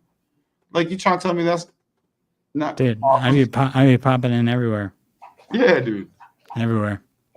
First, I don't need a what is it, an appearance fee. Get out of here. Get out of here. I mean, dude, hopefully this homie Carameu Aqua comes on Sunday. I mean, I've been loving his info, and yeah, he's been crushing it with the info. It checks out, and very paradigm crushing. And it's funny, like, if he seems like an incredibly open-minded person, being able to, his discernment's good. So hopefully he comes on. I mean, gosh, he's on his lives. He has like thousands of people on his lives. You know what I mean? Yeah. I was watching his show after you told me, because I already followed him, so I was looking at his. I mean, same. What's his name had the alien. What was it? What's his channel? Alien carvings. Yeah, he had like tons of people on. They have more than Sam Tripoli's lives. Yeah, I mean, I think Sam Tripoli gets throttled too, which doesn't help him. Sure. Yeah, because I think he has so many channels. He has so many different channels going around too, playing it like all. And I don't know which one is his and which one is like a backup. But because I know he got booted off so many times. Yeah, the OGs got booted off. Yeah. In fact, there was a time where I wouldn't listen to no one unless they got banned from YouTube. I'd be like, yo, you haven't gotten banned from YouTube? That doesn't check out. I got banned from Nextdoor. I'll tell you that much. What do you mean? Nextdoor.com, man. The local messaging board. Got banned on that bad boy for a little bit. Suspended, I should say. I got banned from a few different sites that don't matter at all. But I was able to keep myself good on the main ones. Just because I was careful. All right, let's watch this vid to get some of these. We've just been talking. I don't even know. Make sure we say, what is that? What's the code that we're supposed to yell out? It's fair use. What, allegedly? Fair use Oh. for the video. I'm going to say this video is allegedly authentic. And fair use and unfair use. We have fair and unfair use. Why do you guys say that? I heard Gabe say that a lot. I think fair use just means you could use any video as long as you're using it to teach. Like Would you have to like say it out loud or something? Is it like sometimes it should be implied. You shouldn't have to say it out loud, but sometimes they just you know how YouTube is if they don't like you. Hilarious. So like people say it so the AI will like listen and not be an idiot. Yo, shout out to the chat, man. Hope you guys are enjoying this. Usually I do like to go off the feedback of chat. It fuels me. But I hope you guys are kicking back and enjoying it, yo. This vid is like 2 minutes long. 2 minutes long. It's about Project Looking Glass. Should we run it? Let's do it. All right. Let's see. Fair use. All fair play here.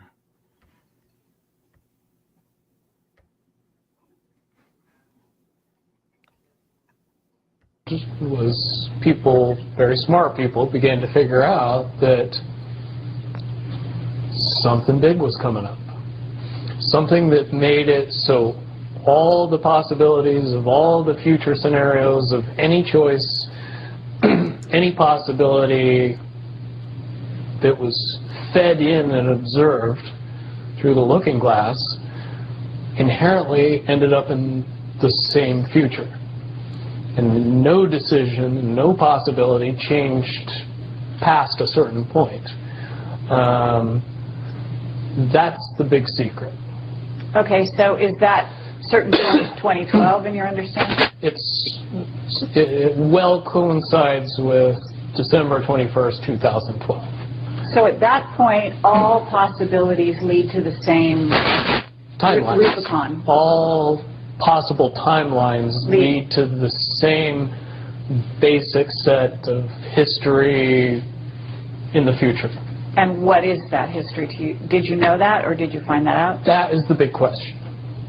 That is the big secret. That is what sends everybody that has all of the information, that knows everything, into a blind panic. The people that know everything about Looking Glass, that have gotten all the reports and all the information, the elites of the world, probably figured out that that was the end of the game. And nothing could be manipulated beyond that point.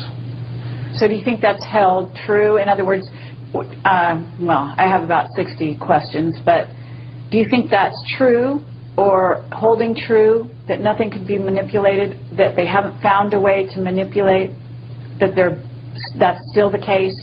I mean, this is knowledge that you would have gained back when? Back when I was in the military, it would have been before 97. Oh.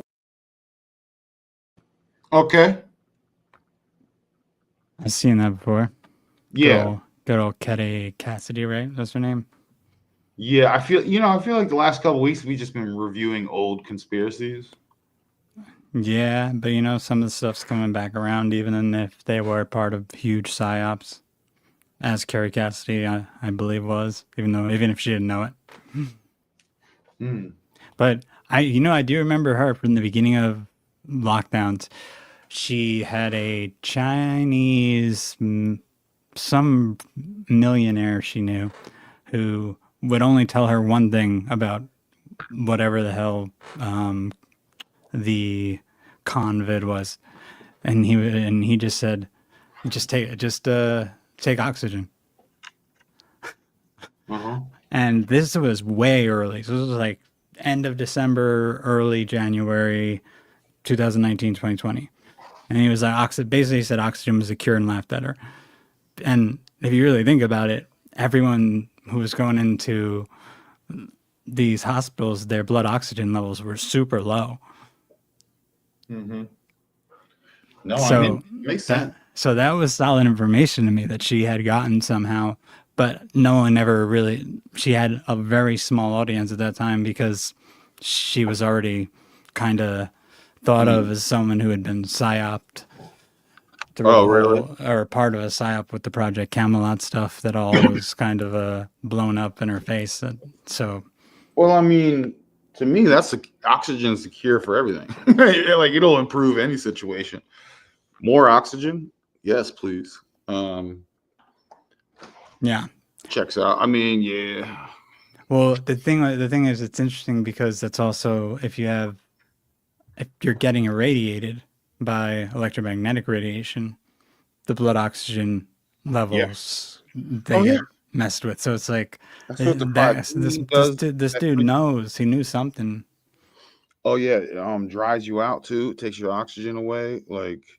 Because that's why my buddy was a paramedic, and he said they were having homeless people even going in with blood oxygen levels he'd never seen before. He thought they should have been dead, and then they'd get to the hospital, get some oxygen, be right back, and then they'd be right back out in the street, and then they'd be back in a few weeks with the same issue, and they had no idea what was going on. Wasn't any sort of virus, or like they weren't being considered sick. They weren't being checked in for that. just low blood oxygen. Yeah, man. It's because they were installing all the towers and turning things on and just tinkering with the, Yeah, man. the G's, all the various G's. Those are just names anyway, folks. Like, but dialing it up, turning it down. I don't know the hertz off the top of my, not the hertz, but there's other metrics.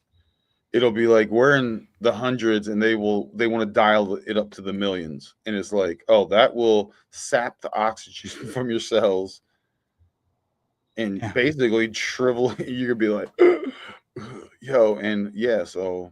And I bet these people were in, like, where was he working? I know he came to New York, that paramedic, to work for a while, and then he eventually had to find a new independent private sector to hire him because he wouldn't take the jab because he was smart. But so it either was happening in New York or it was happening in Oklahoma, I think. But I'm assuming wherever they were, it was very like a city-like dwelling, because they must be under these towers all day. But as far as looking glass goes, it's interesting too, because I feel like we've had looking glass type of stuff with black mirrors and black obsidian mirrors that people would, like we've talked about this before, like John Dee would use to divine the future through. Sure, scrying and stuff. Yeah. Yeah.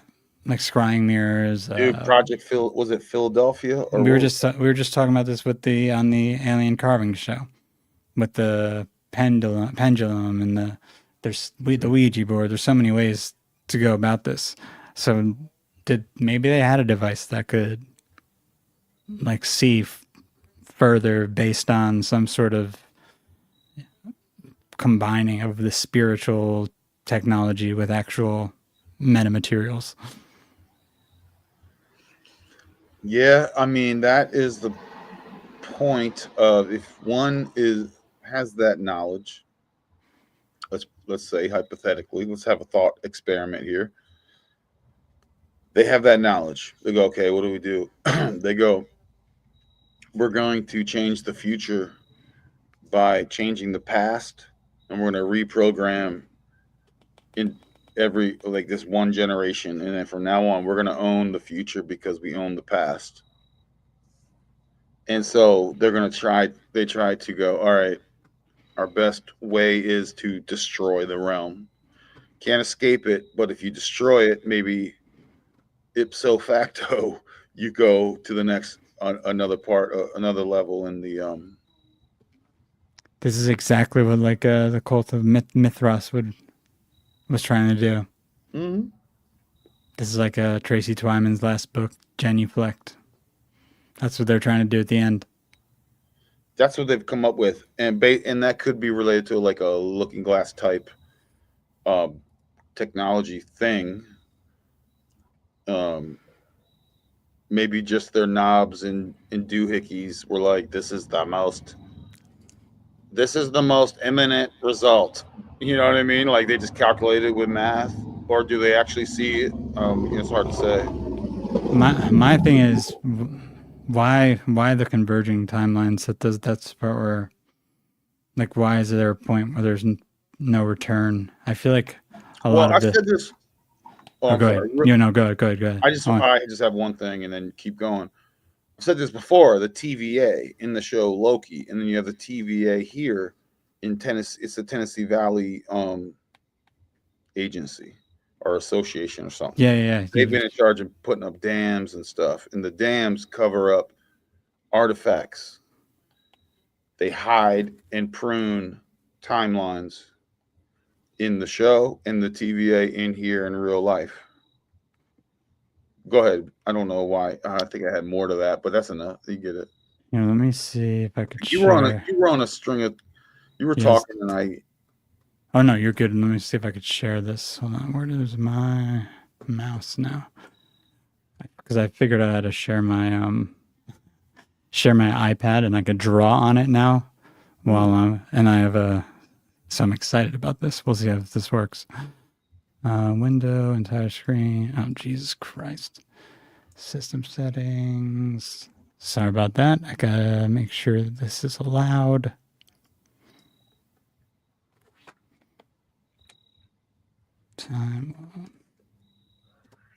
Oh, bro, I would love to have hired help. Like, imagine we're like. By the way, I'm gonna see Are You Garbage live next week in Buckhead in Atlanta. Shout out.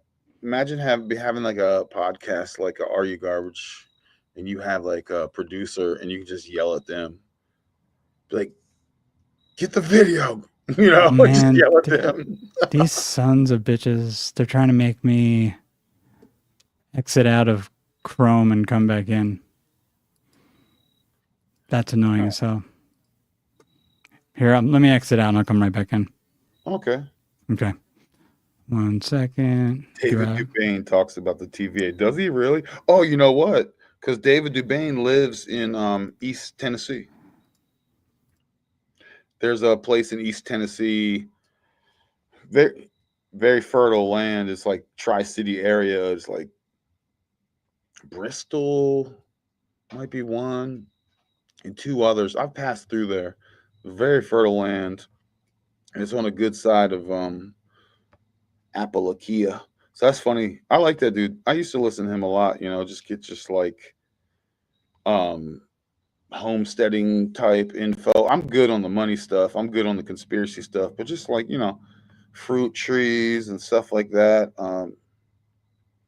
Yeah. So shout out David Dubain, shout out Kelly Boyles, shout out Christopher Miner. Yo. Why in the hell is it doing that? Oh wait, I got it. Okay, we good. We good now? I just have. Oh, I see you sharing. Oh man, yeah.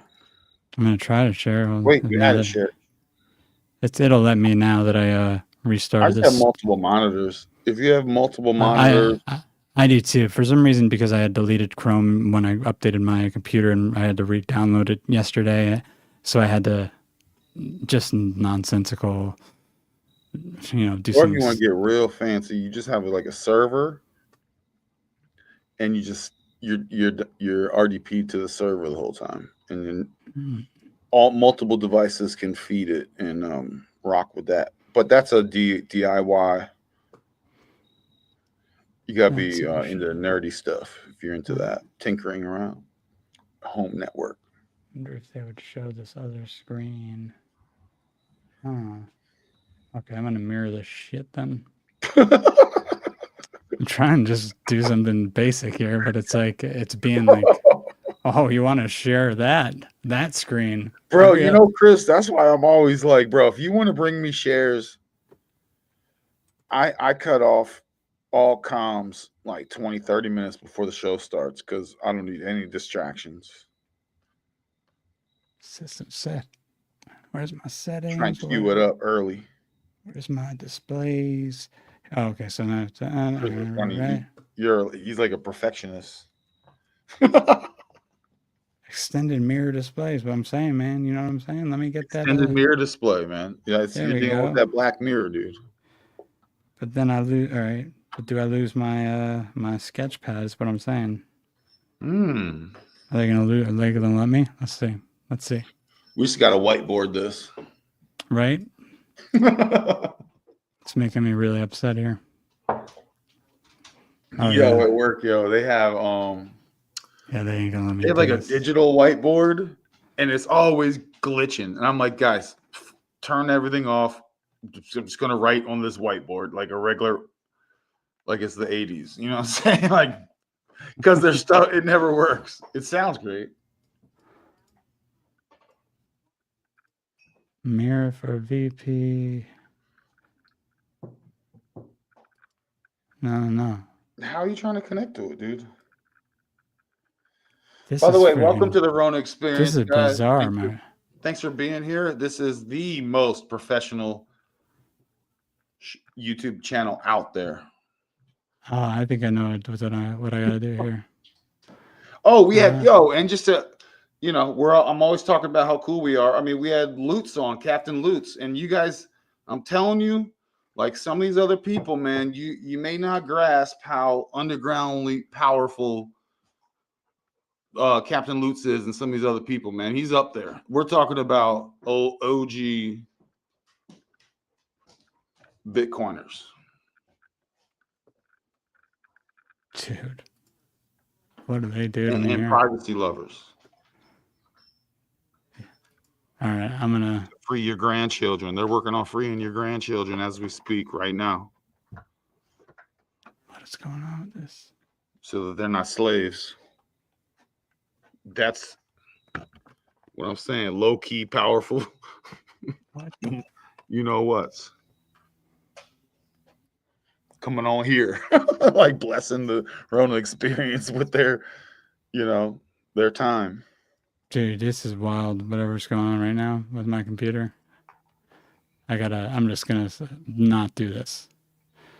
This is not gonna be my main display. They made this thing into my main display, and then everything on here was staying the same, but my main display became my side screen somehow. Side screen became main display, but it was blown up so big that I couldn't hit any of the. None of this is worth it. We could talk this through. Welcome to TRE Tech Support. Unbelievable, man. Multimedia subject matter experts. Unbelievable. Yeah, extended. Do your job, Enable the double tap. Yeah. Dude, we should start a multimedia home network company. I bet it'd be such easy money. All right, we're back in business and the normal stuff. But I remember what I was gonna say. I just can't necessarily share it. So Okay. because I think a lot of that also is this new shit that what's it called is doing. StreamYard. How they're only letting you share certain screens.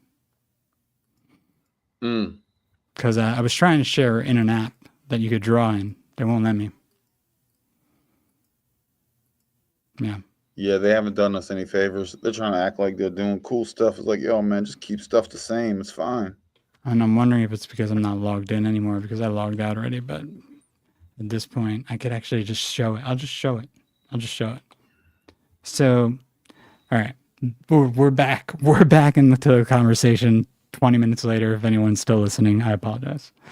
So the thing about the two timeline whole idea that bothers me with that is that I feel like really time's kind of like it's like this and then this. Like there's no time outside of here. So how does that work? Because everything that's happened in the metaphysical, like everything that's happened here has already happened here. If that makes sense. Because we're already in the metaphysical realm, in this bigger afterlife place. We're already there. We're always there and always here simultaneously. Because there is no time in the metaphysical afterlife. So if there's no time in the afterlife, you are simultaneously in two places at once at all times. And everything, it doesn't matter if you're dead or not. Does that make sense? Or do I need to explain it slower and again? Makes sense. But keep going. Like this was... they try and sell you as linear, like a string, and then a wrinkle in time, a straight line, which I never resonated with me, even when I didn't know anything. Because this was the idea on Lost, like that we were talking about the other day on the show. And I don't know if it was with you, right? That I was talking about this with, I think, or was it with Gabe? I think it was with you.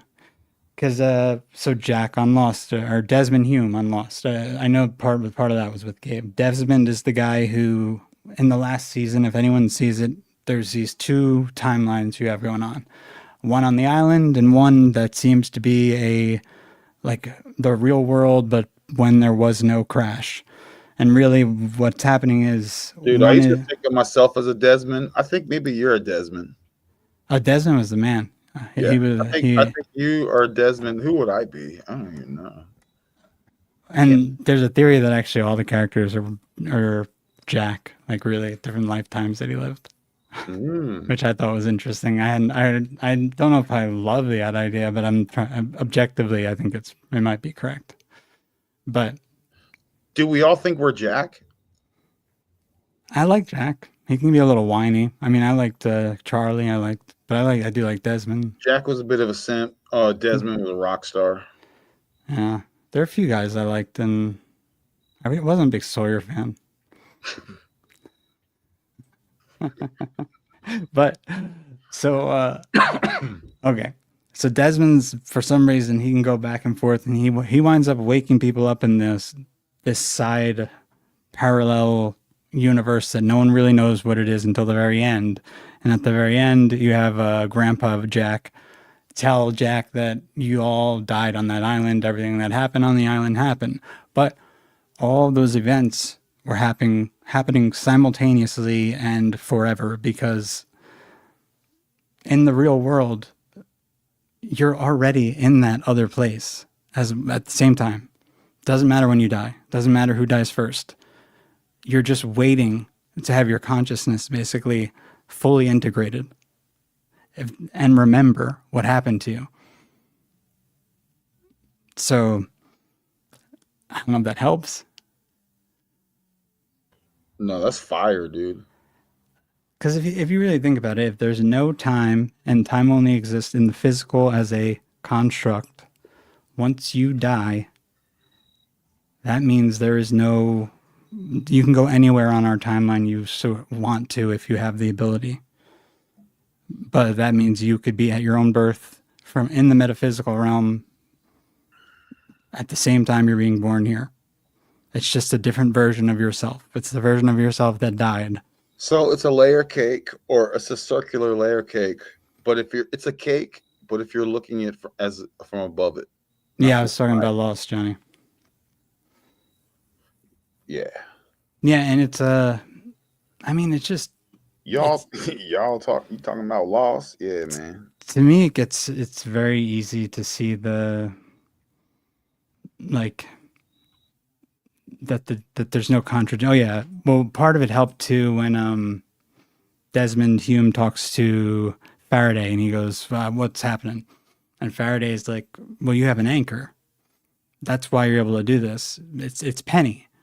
So that love that he has for Penny enables him to remember who he is when he gets put into the purgatory realm, or when his mind is slipping into the purgatory realm, or when he's purposely put there by getting whacked in the head or magnetized by whoever the hell was doing it to him on the island. It happens to him a bunch of times where he's going back and forth, back and forth. So now think about that.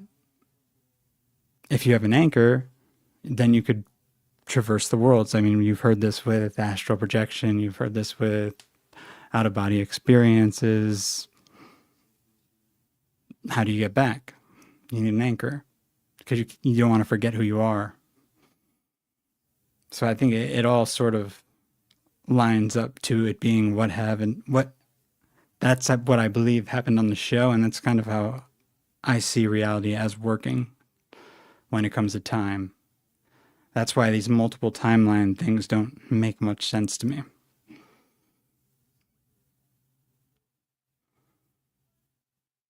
Yeah, agreed. I agree. Like the multiverse, I believe, is a mental paradigm trap. I'm wondering, like, so how would you apply this to yourself in a way where make it utility? Well, see, everyone wants like the power, like these magic powers where they can change the timeline that they're on. Or, who doesn't? Dude, how awesome would that be? I mean, it would be amazing, but honestly, it ain't doomsday yet. It almost seems like the advice given to Jack by his father at the last season of Lost, which is, it's time for you to let go. Like, you're here. You were there. Everything happened. and you didn't, like, you did the best you could. You didn't do anything wrong. And now you're good. Like, you're good now. You're here. You don't have to go back. You're here. So knowing that, like, just knowing that that's going to be the case. After we're here, we're going to be there. And we're going to be good. Because we did the work to be good. We don't have to come back if you don't want to. And it should just at least give you peace more than anything else. So if anything, it should give you like a way to go through life without worrying so damn much. Yeah, true. Yeah, that's fire, dude. Johnny, what if Chris just said then he doesn't believe in God? Yeah, no, there's no God. No, I'm kidding. No, that'd be hilarious though. Let me see what's going on. Let me see. Johnny was like, what if Chris just said then he doesn't believe in God?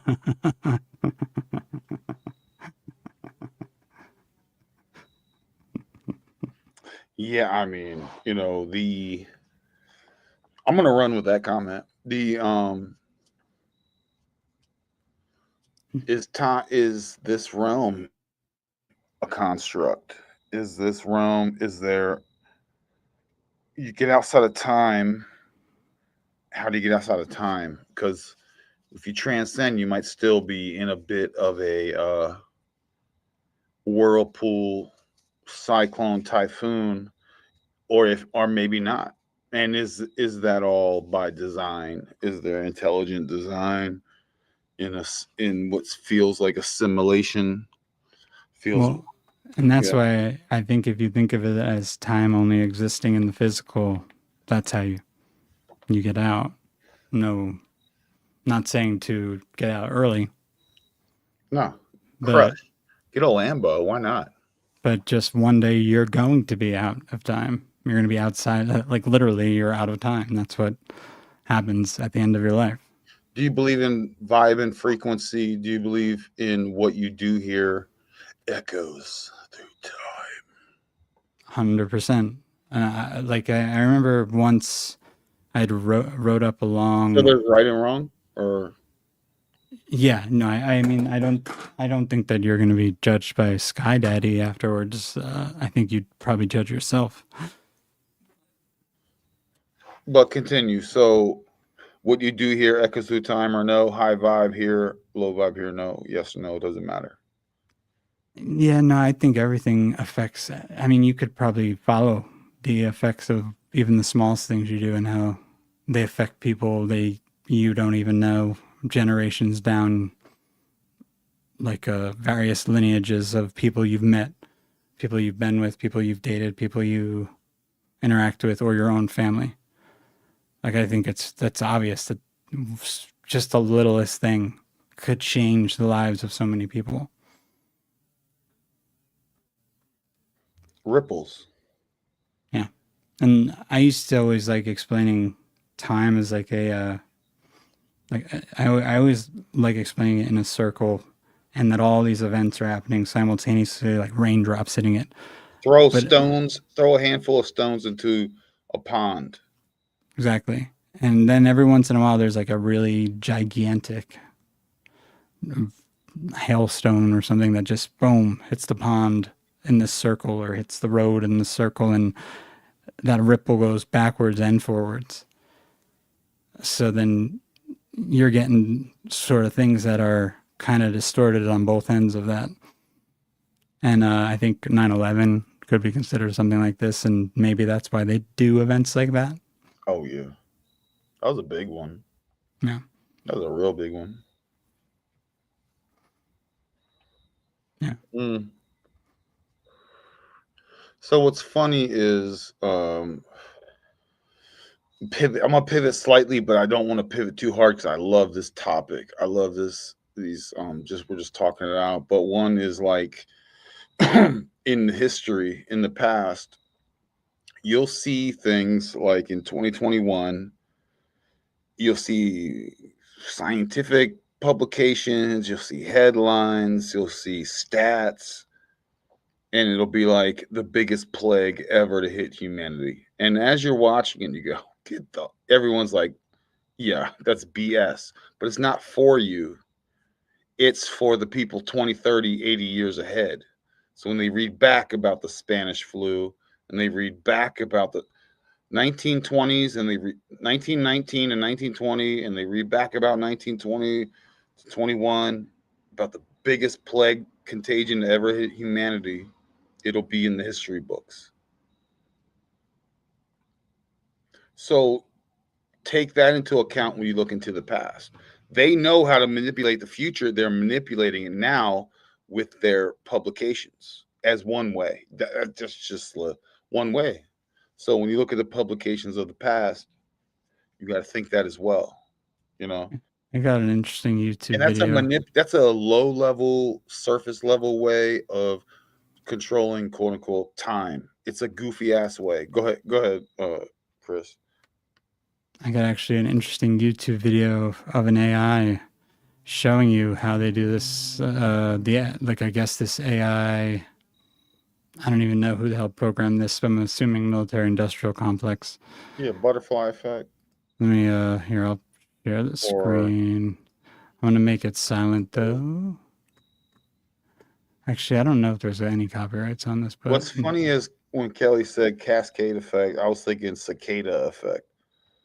What's this? Cicadas come in cycles and know where you are in the various cycles within cycles.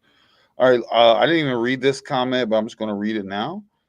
Shout out SS Johnny. This dude sounds like a real one, yo. Beard up. What if time is a curse? It's basically a hell. Hell isn't someplace a million feet under the ground with heat and lava. It's a mind state, bro. Could you imagine? Yeah, man. A lot of us, man, I'm not gonna lie. You don't think I'm feel cursed with time in one way or another, both now, earlier and now? Shoot, during this show. I'm like, cursed. Can we turn this around? I said something. Or go ahead, Chris. We're sharing. Let's see if does this AI have any? I don't know what cavitation means. So this guy, I'm pretty sure this is an AI. This whole channel, in my opinion, is run by an AI. He broke down The Economist, or it, not he, but I'm sure there's someone else behind the AI. So whoever's running it, the had AI the AI right now is weak, yo. It's weak. Well, they broke down The Economist, and I mean, this is in 2021. And this was not a lot to break down in this one compared to the newer ones, but you'll see what it came up with. Like, and hopefully no one hears much of that. And you're seeing it though, right? Yep. So my dude's taking symbols based on what these symbols are called. He's putting them into words over here. And then those words he's turned into anagrams. The virus injection be the humans, question mark. Yup. Oh, damn. Us thrive, I inject no, unwash them. I didn't see the other part. Hire us, TV, joint cine themes, Wuhan, in out sequence mark. Mm-hmm. The corona mass injection. Is this before event 2201? This is 2021 Economist cover. So it was beginning of end of 2020. They're dark magi, yo. He also did this thing. Also did one of the older ones like this. But this is wild, like how he gets some of these. Energy. Here, Magnetic sky. We'll bring it back up. The $ wind turbine 5-star red flag, which. It's interesting, the 5-star red flag, I forgot all about that. Cyber winds almost is like what he was trying to get to there. But this is how RFID graveled faster. But this is how they get into the subconscious mind with these stupid magazine covers. Like, look at all these anagrams he was able to make just from... Yeah. a gematria of And the shapes cover. have frequency, in my opinion. And letters are shapes too.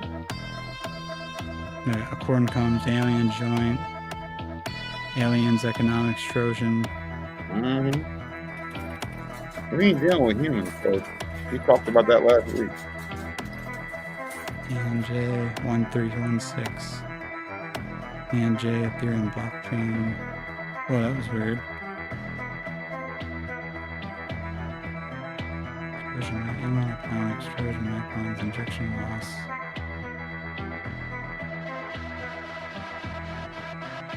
See, he did the 2021 too, the same way. Like, yeah, but this was already out there for people who wanted to do it themselves. And I'm assuming this AI is German.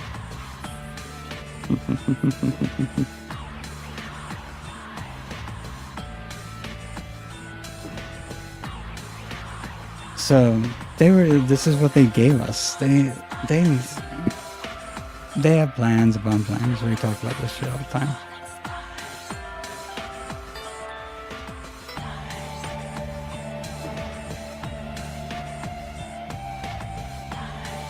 Funny because their biggest weapon is psychology, Yeah.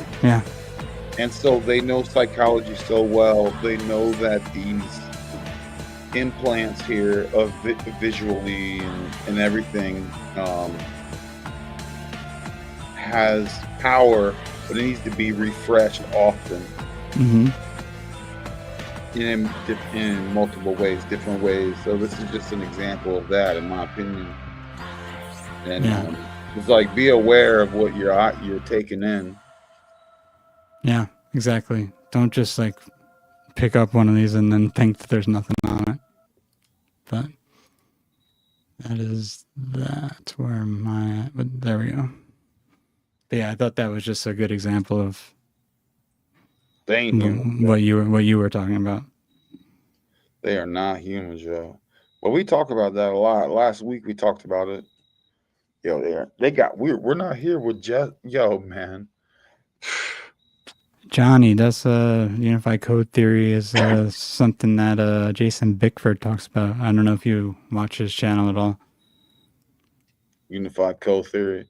Yo, I'm gonna drop that as a feather in my cap if I'm at the next barbecue I go to. I'm just gonna be like, as people talk sports, I'm gonna be like, unified code theory, am I right, guys? And see when I get back. They're gonna be like, what? Yeah, this guy Jason Bickford was awesome. He has a great channel, or used to, symbols, patterns, and gnosis, and then he stopped posting on YouTube because everything was getting blocked. And yeah, I can't even subscribe to him anywhere. Like they block a lot of people from even looking at his stuff. It's strange. All right, man, I got a vid, but it's long. We could always skip through it. It's like 5 minutes long. And we skip through parts of it if parts of it are no good. It's all good though. It's all. Let me see how long this is. It's all legit. Yo, this is a 6 minute long vid, yo. It's about the secret covenant. And this is like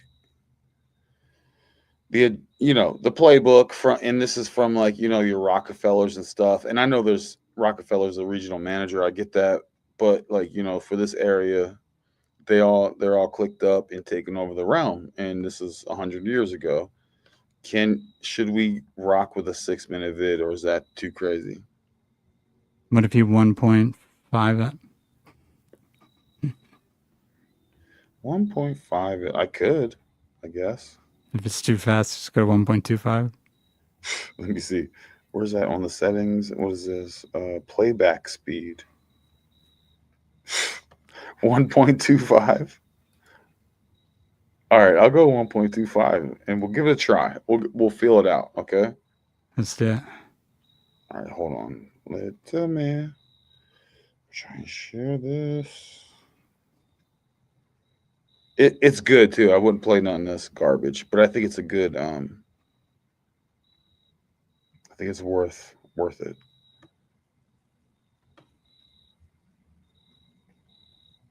Will be one of the wildest things you've ever heard in your life. This video is for entertainment purposes only. If you've never heard of The Secret, it's said to have been written by the Rockefellers. But look, I thought this was crazy. This is what the ChatGPT AI responded when I asked it to type out the secret for me. I ended up finding a video of this woman right here reading it. The secret was created by none other than the Rockefellers, and maybe even someone even higher than them, let's be honest. But this is their secret in their closet, things that they wanted to follow. And if you're a conspiracy theorist or a critical thinker and you're aware of what's been going on in the world, you're going to know exactly how suitable this is. This is written word for word, and I want to read it to you. Okay, so bear with me. The secret, an illusion that will be so large, so vast, it will escape their perception. Those who will see it will be thought of as insane. We'll create separate fronts to prevent them from seeing the connection between us. We will behave as if we are not connected to keep the illusion alive. Our goal will be accomplished one drop at a time so as to never bring suspicion upon ourselves. This will also prevent them from seeing the changes as they occur. What's that? Fair use. Fair use. Yeah. I got to speed it up. Is it good? Yeah, it's fine. We will always stand above the relative field of their experience, for we know the secrets of the absolute. We will work together always, and we will remain bound by blood and secrecy. Death will come to he who speaks. We will keep their lifespan short and their minds weak while pretending to do the opposite. We will use our knowledge of science and technology in subtle ways so that they will never see what's happening. We will use soft metals, aging accelerators, and sedatives and food and water also in the air. They will be blanketed by poisons everywhere they turn. The soft metals will cause them to lose their mind. We will promise to find a cure from our many fronts, yet we will feed them more poison. Pause. The poisons will be absorbed through their skin and mouths, and they will destroy their minds and She's saying this is the secret covenant, right? Does she say where? Yes, it's like, I don't know, David Rockefeller. She named. I can't remember. Hold on a second with the greatest. Remember that video? The greatest. It's either a conversation with Satan or the greatest trick, like the devil ever pulled. It's like a video like that. I think what they did was they took that video, that very classic video of like how the devil would get humanity to believe in him, and they just changed up the words there. And I don't know if anyone else in the chat knows what the hell I'm talking about, what conversation, what the name of the video is. I'm trying to just even find the find just the transcript for it, because it would be interesting to read it and then listen to the rest of this to hear if they just literally ripped off the, like, I thought it was Dante's Inferno or something? How Satan tricks, or the greatest, the greatest. The devil doesn't exist.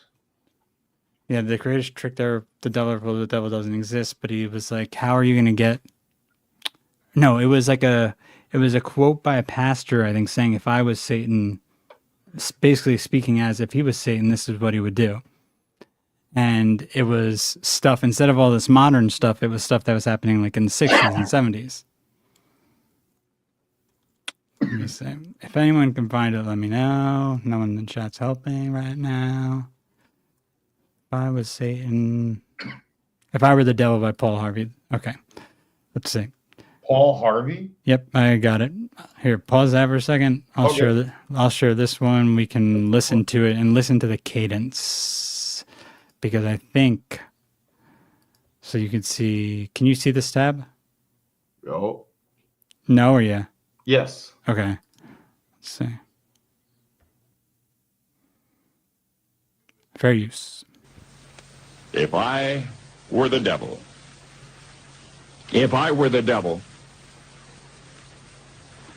if I were the prince of darkness, I'd want to engulf the whole world in darkness, and I'd have a third of its real estate and 4/5 of its population, but I wouldn't be happy until I had seized the ripest apple on the tree, thee. So I'd set about, however necessary, to take over the United States. I'd subvert the churches first. I'd begin with a campaign of whispers. With the wisdom of a serpent, I would whisper to you as I whispered to Eve, do as you please. To the young, I would whisper that the Bible is a myth. I would convince them that man created God instead of the other way around. And you could hear I would this? confide that what's bad is good and what's good is square. Yes. And the old I would teach to pray after me, Our Father, which art in Washington. And then I'd get organized. I'd educate authors in how to make lurid literature exciting so that anything else would appear dull and uninteresting. I'd threaten TV with dirtier movies and vice versa. I'd peddle narcotics to whom I could. I'd sell alcohol to ladies and gentlemen of distinction. I'd tranquilize the rest with pills. If I were the devil, I'd soon have families at war with themselves, churches at war with themselves, and nations at war with themselves, until each in its turn was consumed. And with promises of higher ratings, I'd have mesmerizing Doesn't it sound exactly media the same? fanning the flames. Yeah, if I were the devil, I would encourage schools to refine young intellects. Now go. Now, He's now going go. to get into Now go back to yours. yeah, because she's going to say similar things, but more like, if I was this, I'd be poisoning this, and I'd be doing that, and y'all be turning gay, you know what I mean? Yeah. Like, stuff like that. So, the answer is yes. Very similar in very parallel thinking here. You know what I mean? Well, the only problem is because they're saying this is the secret covenant from a group that they found. Yeah. And where was he getting his thing from? What was that from? That guy made that up as like he was he made it. He wasn't reciting a book or something. He was a courageous, devoted American broadcasted a message to his listeners. It served as a harbinger for where the nation was headed. He was just a guy who I guess he might have been a pastor, but he was just talking. He was just talking on the radio, and he was like giving them a little bit of knowledge, yeah. But he wasn't reciting a book. It sounded so that was just his own. At least he must have wrote it up, yeah. On the presentation, that was his own, pontificating. But who knows? Who knows if he heard that elsewhere of some kind? I don't know who's copying who, but And that was from 65. Yeah. Now they're calling this a secret covenant. I mean, who even know? It seems very generic. It's like a very generic name. Like there's a lot of names out there with secret this. Yeah. That. It's like secret covenant, unknown sources. By the way, when I share stuff, I share the sources. You know what I mean? Like, but let's just hear it out. You know what I mean? But it is reproductive system. From all this, their children will be born dead, and we will conceal this information. The poisons will be hidden in everything that surrounds them and what they drink, eat, breathe, and wear. We must be ingenious in dispensing the poisons, for they can see far. We will teach them that the poisons are good with fun images and musical tones. Those they look up to will help. We will enlist them to push our poisons. They will see our products being used in the film and will grow accustomed to them and will never know their true effect. When they give birth, we will inject poisons into the blood of their children and convince them that it's for their help. We will start early on. When their minds are young, we will target their children with what the children love most, sweet things. When their teeth decay, we will fill them with metals that will kill their mind and steal their future. When their ability to learn has been affected, we will create medicine that will make them sicker and cause other diseases, for which we will create yet more medicine. We will render them docile and weak before us by our power. They will go depressed, slow, and obese, and when they come to us for help, we will give them more poison. We will focus their attention toward money and material goods, so many never connect with their inner self. We will distract them with fornication, external pleasures, and games, so that they may never be one with the oneness of it all. Their minds will belong to us, and they will do as we say. If they refuse, we shall find ways to implement mind-altering technology into their lives. We will use fear as our weapon. We will establish the governments and establish opposites within. We will own both sides. We will always hide our objective, but carry out our plan. They will perform the labor for us, and we shall prosper from their toil. Our families will never mix with theirs. Our blood must be always pure, for it is the way.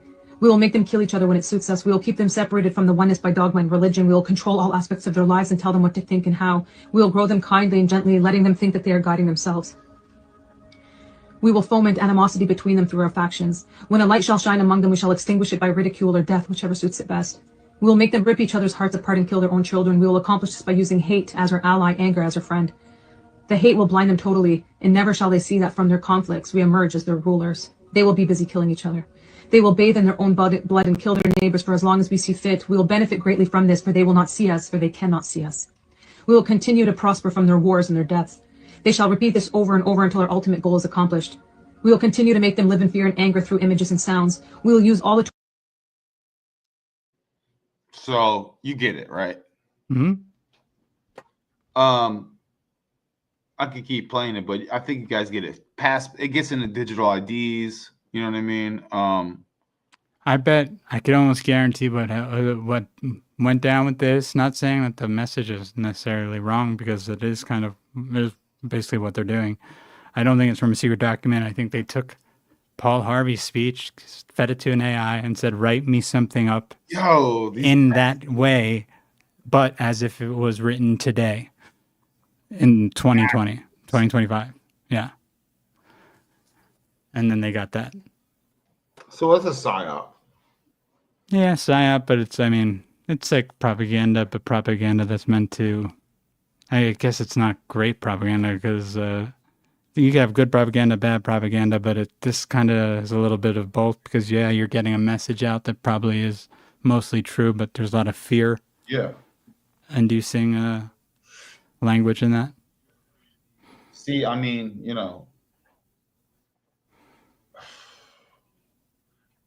lot of that struck the right chords because there was a lot of truth mixed in. So I'm like, I'm in. But yeah, now it's not wrong. They're not wrong. But now I'm back in.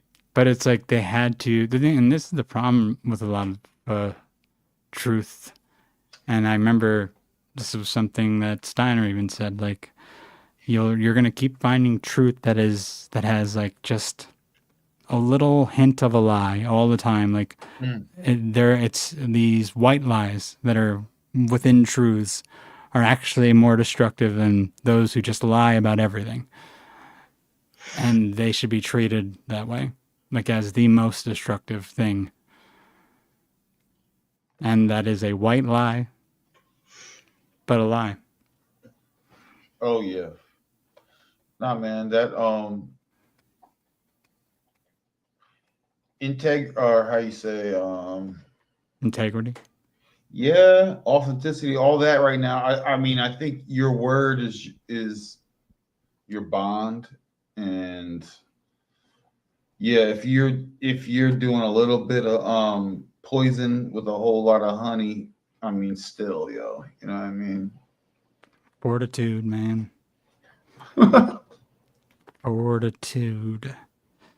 I wonder where that word comes from.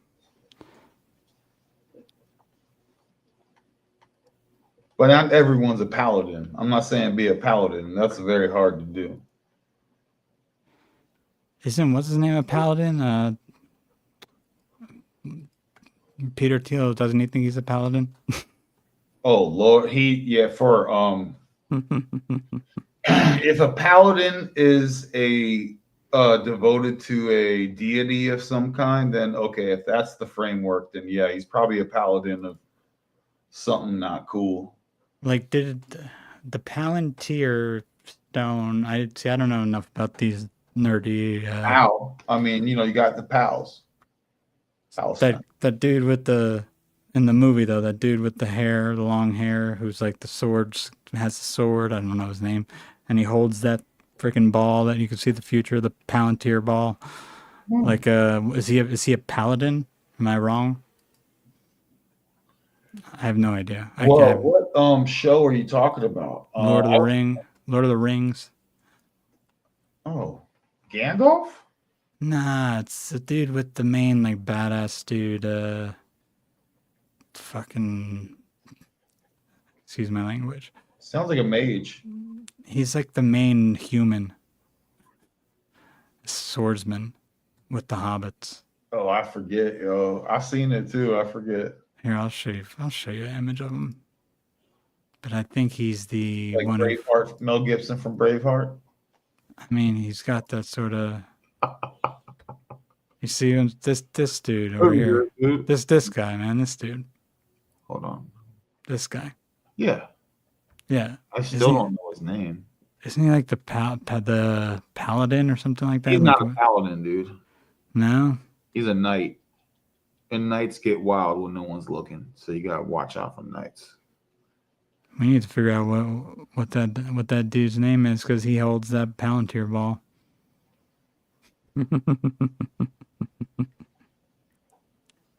But the problem is a lot of them they do cousin. Oh, that's Viggo Mortensen. So that's Aragon. A young Viggo Mortensen, man. Yeah. Okay, so he's whatever the hell he is. I have no freaking idea. He's a paladin though. Does it say that? No. Yeah, no. And he's I have no idea. I have no idea what the hell any of this is. A Dunedain or Rowan. Oh, he's a Rowan. What? Not a Ronin, but a Rowan. No, that's a very powerful name, word, title. Yeah, I have no freaking idea. I don't know enough about this this sort of stuff. A Rokon. Yeah, I mean Peter Thiel's a dork. So. Yo, that dude. Yeah, he's involved. And he's definitely got a lot of strings to pull. What you gotta do is remove the puppets, and then he's just a puppet master holding empty strings. But all you could do is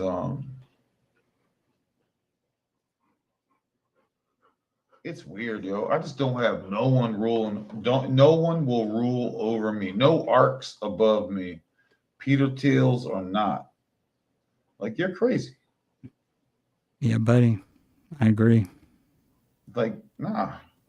I'll work together, but I won't be subjugated. And if it turns into something else, then it turns into something else, but I will not be subjugated. Now, it even hurts my spirit. Guys, we're getting way off topic, John says. Let me see. What does it say?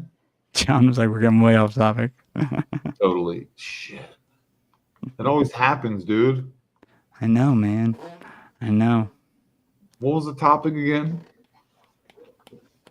Dude, we were going into time. We were going into John. Where else were we going, brother? Oh yeah. We basically every single episode we try to figure out what everything is all about. This entire realm. We take on we always lead towards the big boiling it down and going what's what. And so that's the topic. That's the topic every show actually. It eventually goes there. What's the Bitcoin? We're gonna solve this realm riddle, the riddle of the realm. We're gonna solve it here tonight, every single episode. And that's typically the topic of every single episode, yo. We just take windy paths there sometimes. Yeah, we were getting there. We were. Time is part of it. Time might be a trap. Time might be a construct. All the digital stuff here in this realm works very closely with time stamps. But know that at least here, when you have a compass, it points one direction to a magnetic north. There is no South Pole. Sorry to hurt you. I don't know about that. What do you mean by no South Pole? I don't know about that. South Pole. What do you mean by South Pole, though? It literally, there's nothing even to mean about it. It's not. It doesn't even exist. There's not a thing. There's an arc around. There's the inside the arc. Well, there's no pole. Obviously, there's not a pole. There's not a physical pole. No, it's magnetic. It might be. Might be Iron Mountain. I don't know. It's magnetic. That's what I would say. There's two sides of there's two magnetic poles. Not poles. They're not magnetic poles. That's not how it works. But how would I put this? Where's Ken Wheeler when I need him? If you have if you think of the plane in a torus field, the top, and you cut a line right there, the plane is right down the middle of the torus field. you have the top, which is the center, is magnetic north.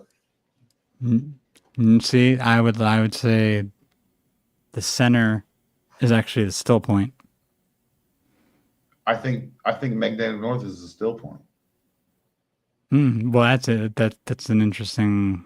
That actually could be. I think that's the still point. Like, there's the only. Doesn't matter what tools you have, nothing, whatever. That actually could be a thing. You have a compass; it points to a place. You can make a compass out of just water and making little static electricity or whatever, and dropping a thing, and it'll point to magnetic north. So why does every compass? What's that make? What is drawing one to magnetic north? And so when you look down at magnetic north, you have these circles going out of it. You have Arctic Circle, you have the equator, you have the anti-arc. So it's just like a wave of circles. Chris actually drew this on a pad earlier. It's land and time, mass and time, mass and energy. Time is what? T. What's the T stand for in the I forget, but basically ME is mass and energy. Time is mass and energy. TIME. Time is mass energy. Go to my Google Drive really fast because I have something. But I even think that's bogus because I don't believe in E equals MC squared. I think it's all. Well, no, because the speed of light isn't constant. That's what they say. It's not constant. I'm saying they think it's constant when it changes. Man, I won't even pretend to know. I won't even pretend to know. Yeah. I mean, I think there's like an experiment you could do where you shine a laser through a glass of water and it comes out like quicker than it goes in or something, which should be impossible. Well, but temperature and pressure change the speed of light. Everything is light, essentially. Well, that's what we see above our heads. There's liquid above our heads with light and frequency. Cymatics, you don't even need a light. You just need like a frequency. It'll make its own little sparkly light. And then it rolls around our head like a kaleidoscope. It's freaking awesome. So that, by the way, that's sending light and then water, and it kind of gets a little nitrous action. And then that's pretty cool if that's true. I'm not saying that's true. Dude, I feel like I don't know what to believe about the slit experiment. Some people say it's BS and a phony. Bogus. That's what I've been. Trust me, I have a hard time with it too. But I enjoyed it while it lasted. I was like, this slit experiment sounds so cool. I mean, Ken Wheeler, he can ruin a lot of things for me when I listen to him, but then it makes so much sense in the moment when I'm listening, and then after I'm done listening, it's like I'm like, I forgot everything he said because I'm not one to do well with physics, and we've also been taught such a different form of physics to where he's like speaking field theory, and it just gets like one ear out the other. Yeah, I understand it while you're telling it to me, and then a couple weeks later, it's gone. But he does give all his work away for free, so, or most of it. Which, let me see if I can get his newest freaking PDF pulled up. The divine or energy unification. Yeah, let me pull this up. So here, I'll share this with everyone, and maybe we can end on this thing. Yeah, we should wrap it up. Shout out SS Johnny, totally. And you gotta be on. You gotta be on the code, man. You gotta have a code for one. Be on the code. So this is Ken Wheeler's Theoria Apophasis on YouTube. Like his basic idea is everything is light. We're all frequencies that are different forms of light. I mean, Tesla said this, so Ken isn't the first one to say this. I would assume like this is the plane of inertia, and this is why I was saying there might be a South Pole, because there seems to be a pole at both these places, and this would be the still point in the center of the donut, where there actually is no magnetic force. It's like a black hole. I mean, that checks out with the Taurus model. Mm-hmm. But it's just so, a lot of this stuff is so, it needs, like, you need background. I don't have enough of it right now. I need to read and ask for some of the, like, it's almost, in my opinion, it's like where it's flat and it's not. It's like a projection. It's a flat projection.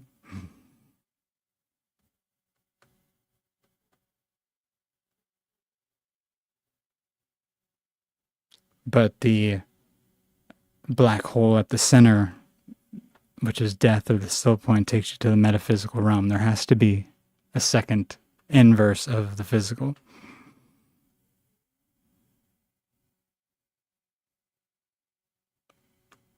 Yeah, this isn't one of his easier ones. But these are all magnetic lines of force. I know that.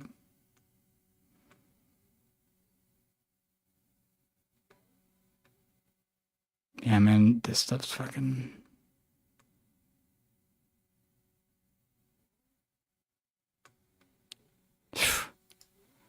It's a lot. He's got a lot of them. Like, look, he tries to put...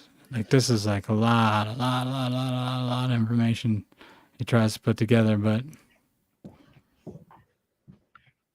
this might be a whole nother episode. But it does make sense to me if I sit with a lot of his stuff for a while, and then I'm like, I'm starting to see what you mean. I'm starting to see it. I'm starting to understand, but it's just like, and it's not something that like you're just gonna get the first time you look at it, unless you're really good at that type of thing. And I was more of an English guy, language guy. So when it comes to physics and math, I'm like, let me look at it a few hundred times. Yeah. I mean, there's also, just to be, again, super obvious, there's a barrier above us. And then there is evidently, I mean, even the oceans are tough, but I mean, there's like bedrock, there's like a impenetrable layer below us, only so far. So there's an impenetrable barrier above us and below us. Yeah. So, I mean, that's a thing, in my opinion. That's just... See, the reason I get hung up on there being a polar pole, I don't even know if it's a pole, because I think it's like a pressure temperature that causes these two sides of something that's magnetic to attract. That's at least Ken's explanation. There's really no such thing as what we think of as magnetism. It's actually just these two physical metals are trying that to... also might be what the North Star is about. You might not need the opposite magnetism might not be below, it might be above, maybe. I don't know. Well, yeah, my thing was just, if you take a regular small magnet, you always are going to have a north and south on it. And if you cut it in half, even when you cut it in half, that north and south stays. You can cut it in half as many times as you want. Sure. And you're always, so it's like, I start thinking as above, so below. So our above is the below of the other one. So it's like, so if that's happening here, it's happening on some scale, I think, in the above. It's just figuring out the right way as to understanding that. I think this realm's pretty cool. Like, it's like if you aren't feeling great, man, if you had like $5 million just dropped in you, I bet you your mood would probably improve. Yeah. You'd find something to entertain yourself with for fun. I think so. You know what I mean? So I'm not saying be materialistic. I'm saying if this place isn't so bad. It's just it could be cool. It could suck. Depends on you how you look at it. I know that sounds like a esoteric Hallmark card.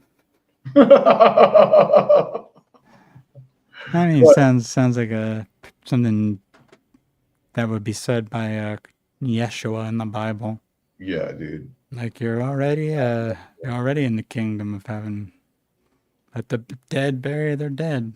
Just random shit they give them. They're like, what? Yeah, Ephesians. It's in Etruscans chapter 11 and 7, verse 7. Johnny was just saying he just got off work. But yeah, we were about to wrap up, Johnny. We've been on over 2 hours and 30 minutes. Yeah, Johnny. But we can only yap we can only ramble on for so long. But Johnny's cool, man. We should have him on the join if he ever wants to join. Well, I like his comments. I can tell he's a legend. This channel only has legends. Even apparently he's a SS, which is also interesting. Yeah. That could go a few different ways. Yeah, I know. But I'm down to figure it out. We don't have any judgment here, man. None. We are objective. Everyone's awesome. I think we might be the most objective cats in the realm. I would agree. If there was, I would agree.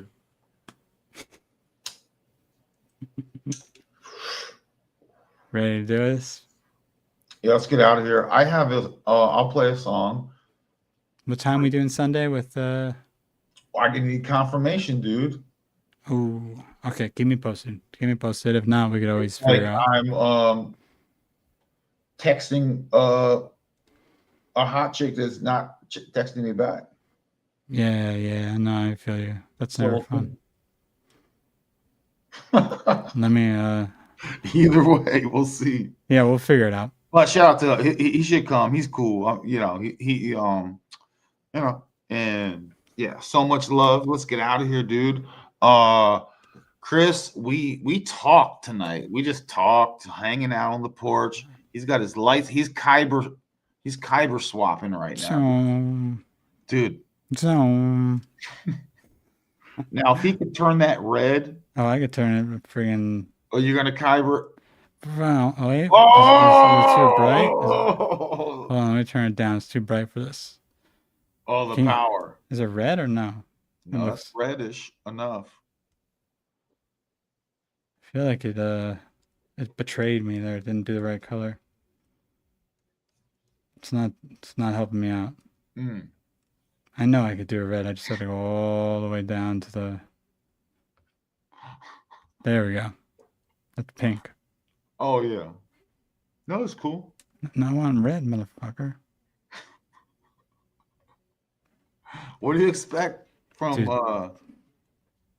this is not one of Jedi Timu lightsabers? You know what? This is like a ghetto. This is like what they would give Anakin.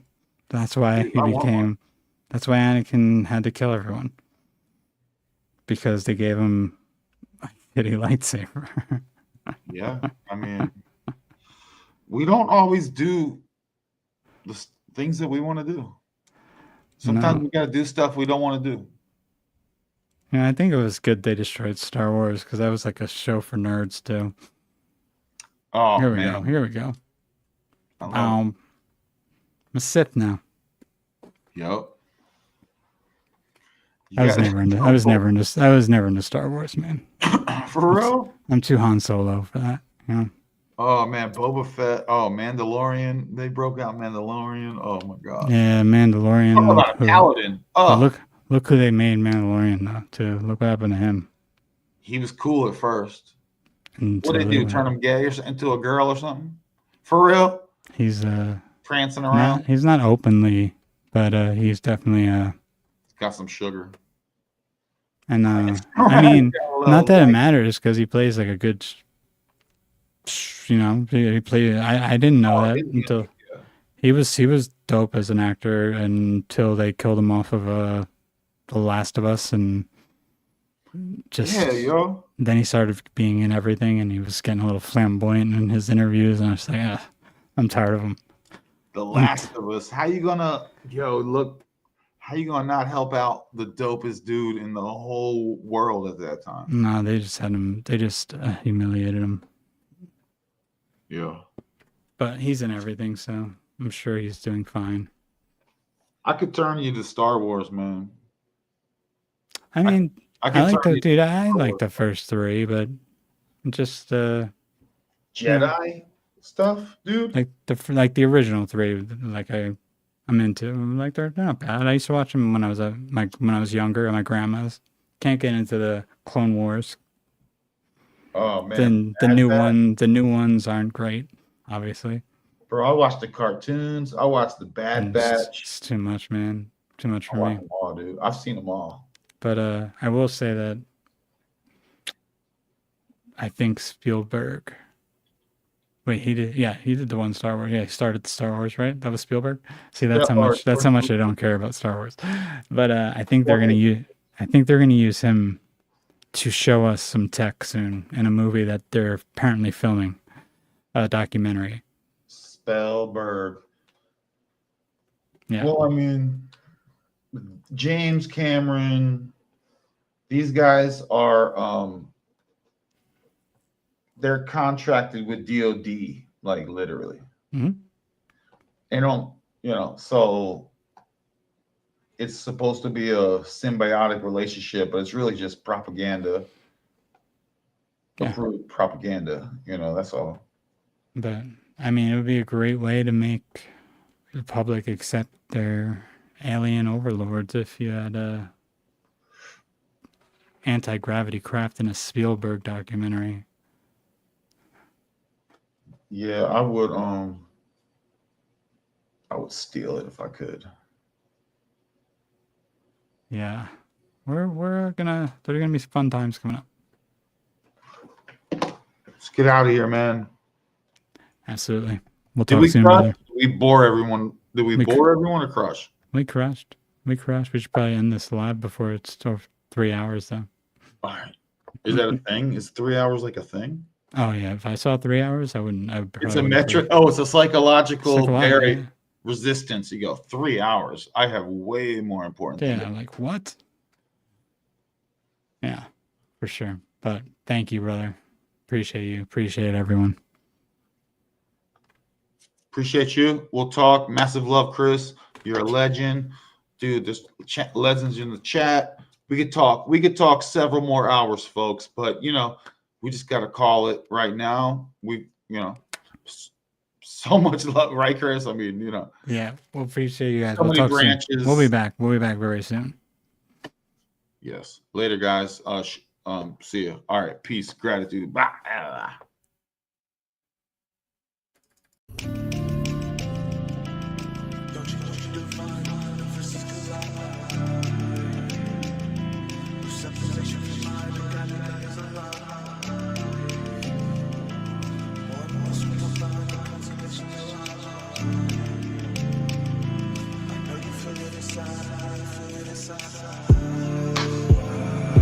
Just relax, take a breath, sit down and just listen.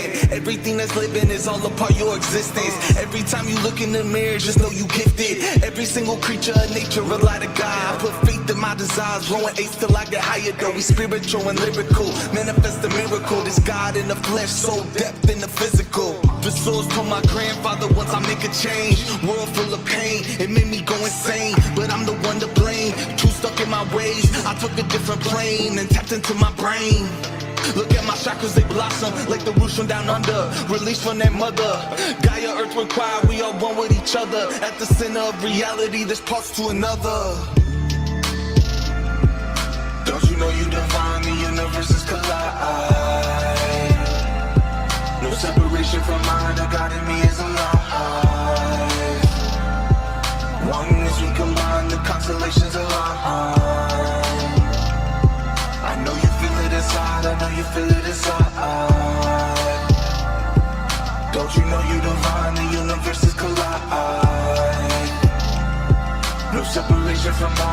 in me is alive.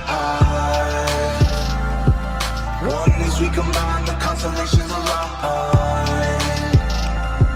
I know you feel it inside, I know you feel it inside. Wind blowing, close my eyes, then I take a breath. Cleanse the negative energy till there's nothing left. Yeah. Depression trying to take control. Anxiety creeping, I won't ever let it take my soul. Stay wise through the bad times, right? Or slip, sip wine while the sunrise. Stay conscious with a mad mind. Smoking haze, getting blazed. I was born under bad signs. Take a moment to appreciate what she was given. Relieve the stress, do your best, yeah, be conscious living. Having fun, taking shots, then we started kissing. She felt my heart burning up, couldn't stop the friction.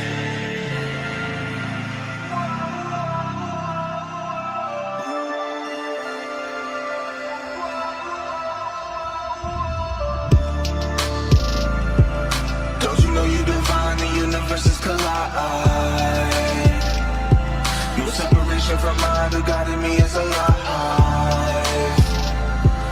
Oneness we combine, the constellations align. I know you feel it inside, I know you feel it inside. Don't you know you divine, the universes collide. No separation from mind, the God in me is alive. Oneness we combine, the constellations align. I know you feel it inside, I know you feel it inside.